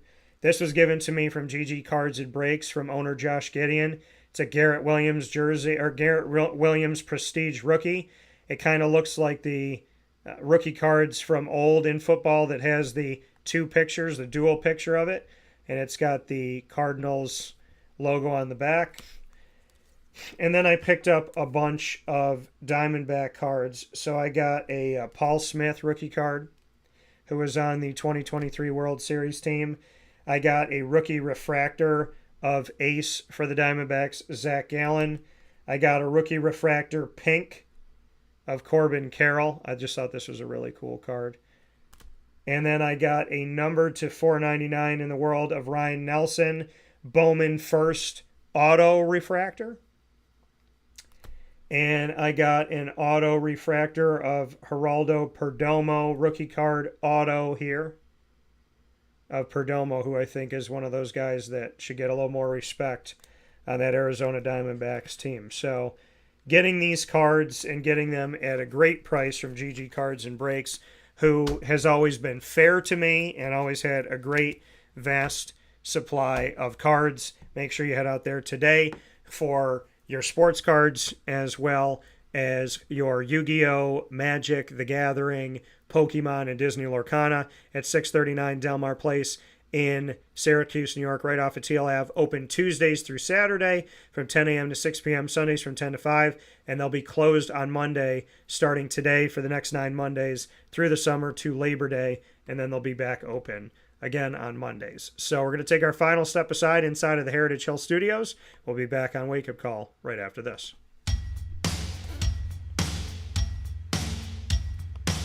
Central New Yorkers, you can now enjoy the taste of Heritage Hill award-winning craft beers, seltzers, and a full bar at 3 locations. Spend your weekends at their beautiful location in Pompey with its amazing views, sunsets, family, and pet-friendly facilities, as well as extensive private event areas. Get their taps, tonics, and tastes in their brand new North Syracuse location at Sweetheart Corner in North Syracuse, New York.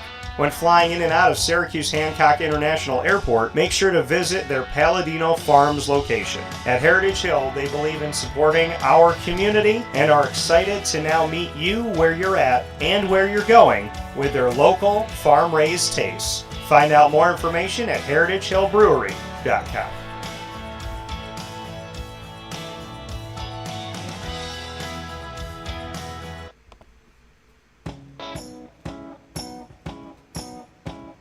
In these unique times, there are those in our community that give us a sense of normalcy and positivity. Pizza Man on 50 Oswego Street in Baldwinsville has been here for you for over 35 years and is here now.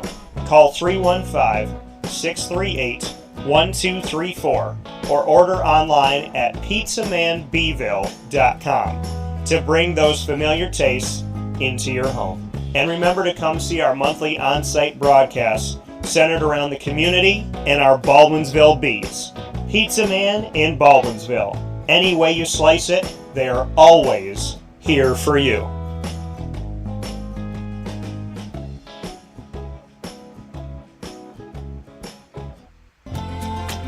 Looking for your next ride? Look no further than Great Lakes Honda City, located on 7140 Henry Clay Boulevard in Liverpool, New York. Serving our community for decades, their new and pre-owned vast array of vehicles are available to you Monday through Saturday on site. To search from home, shop at GreatLakesHondaCity.com. Call 315-365-5576 to set up an appointment. That's 315-365-5576 for Great Lakes Honda City, 7140 Henry Clay Boulevard in Liverpool, New York. Great cars, great people, Great Lakes.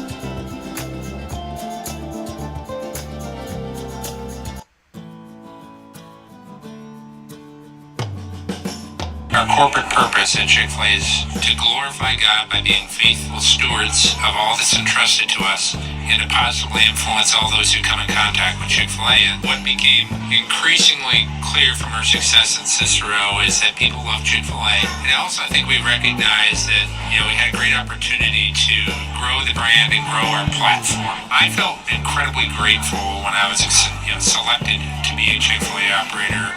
I think what it's meant for me, what I've come to realize on a very deep level is that this is a calling for me. It's not a career, it's not a job. The Lord called me to be a Chick-fil-A operator and to use these restaurants to glorify Him and to positively influence other people. I'm blessed. I'm very blessed. Head to Chick-fil-A Clay on 3974 State Route 31 in Liverpool, New York.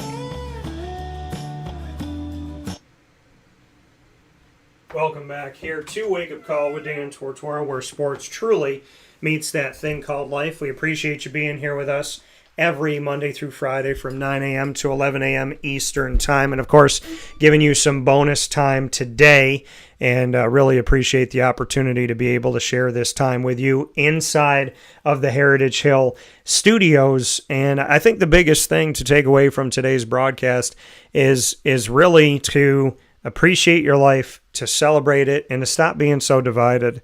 We talk about where sports meets life. That's my tagline on Wake Up Call, and it's named Wake Up Call for a reason. And where sports meets life, that motto has a reason. Everything that I do has a purpose, or what's the sense in doing it? And I lead with God. And I think, the biggest thing for me and the frustration that I have is that I just feel like people should support each other. I think the WNBA should cheer on the NBA. I think the NBA should cheer on the WNBA. And, I think WNBA players should be happy when somebody comes around and changes the game for the better. I'm still upset that Breanna Stewart sneakers, when they came out, that they lowered the price because apparently they weren't maybe selling like they thought they would. And, that frustrates me because the price of, you buy a men's basketball shoe and it could be $200-$300 and hers were like $60 I think or something like that, and to me that's nothing in the sneaker world for somebody like me who has a sneaker collection that I like, and I like to change it up and wear different sneakers and whatnot. So I feel like if you don't like the design, you don't like the design. But, to me, it's just about support and love and equality. And from where Brendan was coming from, I feel like that's what he was trying to say is your color and your orientation and your background and whatever should have nothing to do with whether or not you're talented. And, growing up as a kid, I grew up in segregated moments. I grew up in moments where people didn't understand why I was friends with someone who was different than me. And I would go back in time and do the same thing. I mean, I had a friend in high school that told me, if you sit with me, you're going to be ostracized. If you sit with me, like they're going to, not be around you like they're not around me. And I was like, well, you're not going to eat lunch by yourself. So, I think there's a lot of differences in this world. And if we all just kind of were good to each other and just good people, I think that could really change the game. And I think the WNBA is in a place right now where it's being talked about and it's being put in the spotlight. And I just want to keep that positive, because it really hasn't been talked about or put in the spotlight a lot in its history. So if it's going to be there, I want it to be there for the right reasons. Now, granted, if something happens and it needs to be talked about, we talk about it. And, at the same time, I don't know. I don't see men and women as more or less important. I feel like there's times where women feel less important. I think we live in America right now where men are treated like they're less important. And I don't really find the value in that. And I can say that, from certain instances that I've been in. So I just think we need to be kind to each other. I don't think this life thing is difficult when it comes to, just treat everybody equally and treat people with respect. And I think we, come a long way. The fact that there's a women's professional league for soccer and for basketball in America, I'm very happy that happened. I'm very happy that it happened in my lifetime. I'm sad that it didn't happen before my lifetime, but I'm really happy that it's here. And I don't think people should be forced to support it, but I also don't think that people should pretend support it on social media, because pretend support doesn't mean anything, right? If somebody pretend supports me on social media and is like, oh, I'm going to come to your event, Dan, I'm going to come to your event. I love when you go on site on location. I'm going to come to your event. And then they live 10 minutes down the road and they don't come to the event, but they keep telling everybody on social media that they're going to come to my event. That's BS, right? Because you're not truly supporting me. You're just telling people you're supporting me because obviously you think you're getting something out of it. And I will never support a person who pretends to do something in order to gain notoriety or money or any type of positive stature if you're not actually doing it. And the reality of it all is, I talk about supporting women's athletics because I was having a conversation today and making an argument for the support of men's and women's sports equally, not one over the other. But when I go to women's basketball games, I'm not, look at me, what I mean? Like, that's not, when I go out and I support a team, I'll put it on social media in support of the team and the school or the franchise or whatever. But, to me, I don't go to a Lemoyne women's lacrosse game to say that I went there. I go to a Lemoyne women's lacrosse game to let those women know that I support them and that I have so much time that God is going to give me in my life, and I spent some of it there. Now, if you go somewhere where you're not appreciated, then you don't go back. And that doesn't have to do with men or women or the logo or whatever. You go where you're supported. You go where you're appreciated. And that should be in anybody's case. Relationships are not different. If it's romantic, if it's friendship, if it's business, if you're a fan, you go where you're supported. If somebody came out to my event and I was like swearing at you, yelling at you, which I've never done, but if somebody did that, like let's say you went out to someone's event, let's say you went out to see like your childhood hero and they were like, get out of my face, screw you, blah, blah, blah, you would probably never go back again. And So there's the other side. There's that side of it too. What if somebody went to a WNBA game and had a horrible experience, and that's why they don't go back? What if they met the head coach and the head coach was super mean to them? What if they met their favorite player and their favorite player, took their basketball and threw it over their shoulder into the trash, right? So there's something to be said of that. I mean, I've had moments in covering the NBA where I have interviewed someone who I thought was extremely self-indulged, and I don't have any respect for them as a player to this day because of my experience of a couple years covering them and interviewing them. Because anybody who thinks they're better than other people, those people are never going to be in my circle. So I would just tell people today from the conversation that we had that had a lot of depth and a lot of areas that we went to, that we just really need to take the time to love each other and support each other and be kind to each other. It's as simple as that. It's as simple as that. It can't get more simple. Just be nice to each other, right? And please stop doing the fake stuff. My social media is me promoting my real business and the real things that I do. But I fully understand that there's people on social media that support the fake lifestyle that they don't live. And I mean, the proof is in the pudding.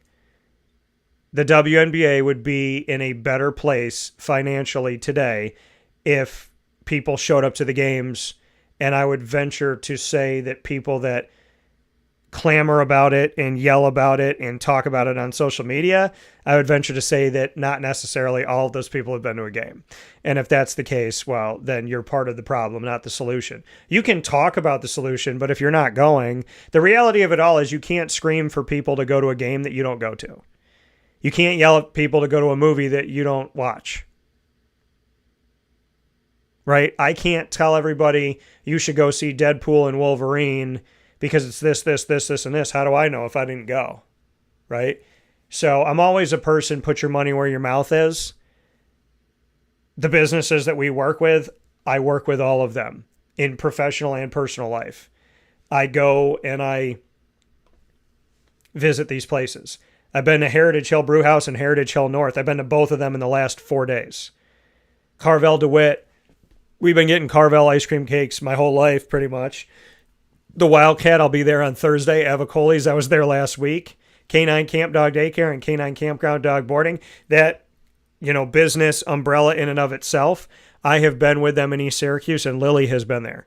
Chick-fil-A Cicero and Chick-fil-A Clay, I've been to both. I was just at Chick-fil-A Cicero on Friday. Brian's Landing, I was there with my mom yesterday. Ma and Pa's, I have gone there numerous times throughout many years. Great Lakes Honda City is where I got my vehicles from. Mother's Cupboard, I have been there within the last couple weeks, and I'll most likely be there this week. Servomation, 2 weeks ago, not even a full 2 weeks ago, I was out touring their facility in Canastota.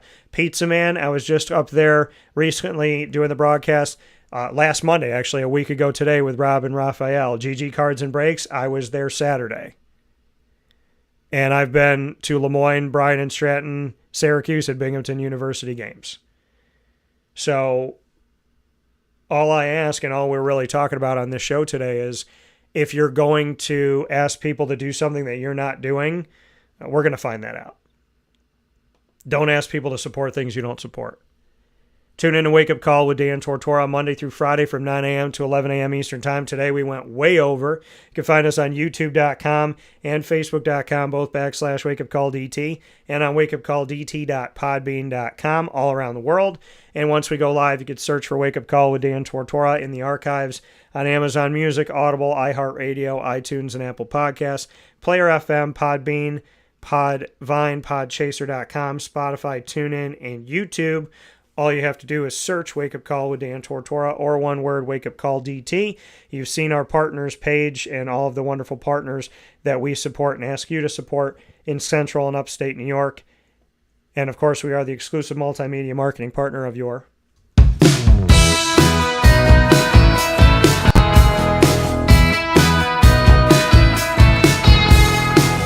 Lemoyne College Dolphins. It's Fins Up every single month on Wake Up Call with Dan Tortora. You'll find your Dolphins during Dolphin Time, Wednesdays at 9 a.m. Eastern Time, exclusively on Wake Up Call. Our segments AD and DT and the Dolphin Dive have been with you for the past 3 years and counting. And you can find all that content by going to youtube.com/wakeupcalldt. Click subscribe, hit the notification bell. Find the Lemoyne playlist on our YouTube channel. You can also find the Dolphins by going to wakeupcalldt.com's homepage, as well as to the exclusive partners tab on wakeupcalldt.com. For more information, go to lemoynedolphins.com. And as always, fins up.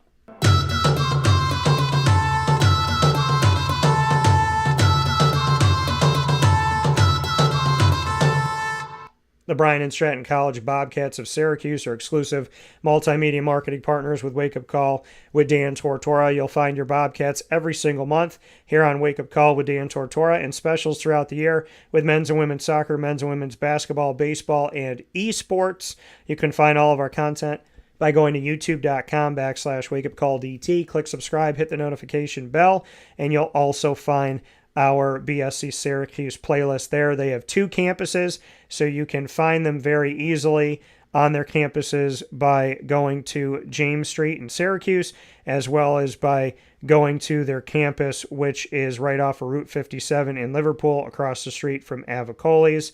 And you know you'll be eating well there because you're right across the street from Avicoli's. You can also find the Bobcats by going to wakeupcalldt.com's homepage and underneath the exclusive partners tab. For more information, go to syracuse.bscbobcats.com. And as always, go Bobcats.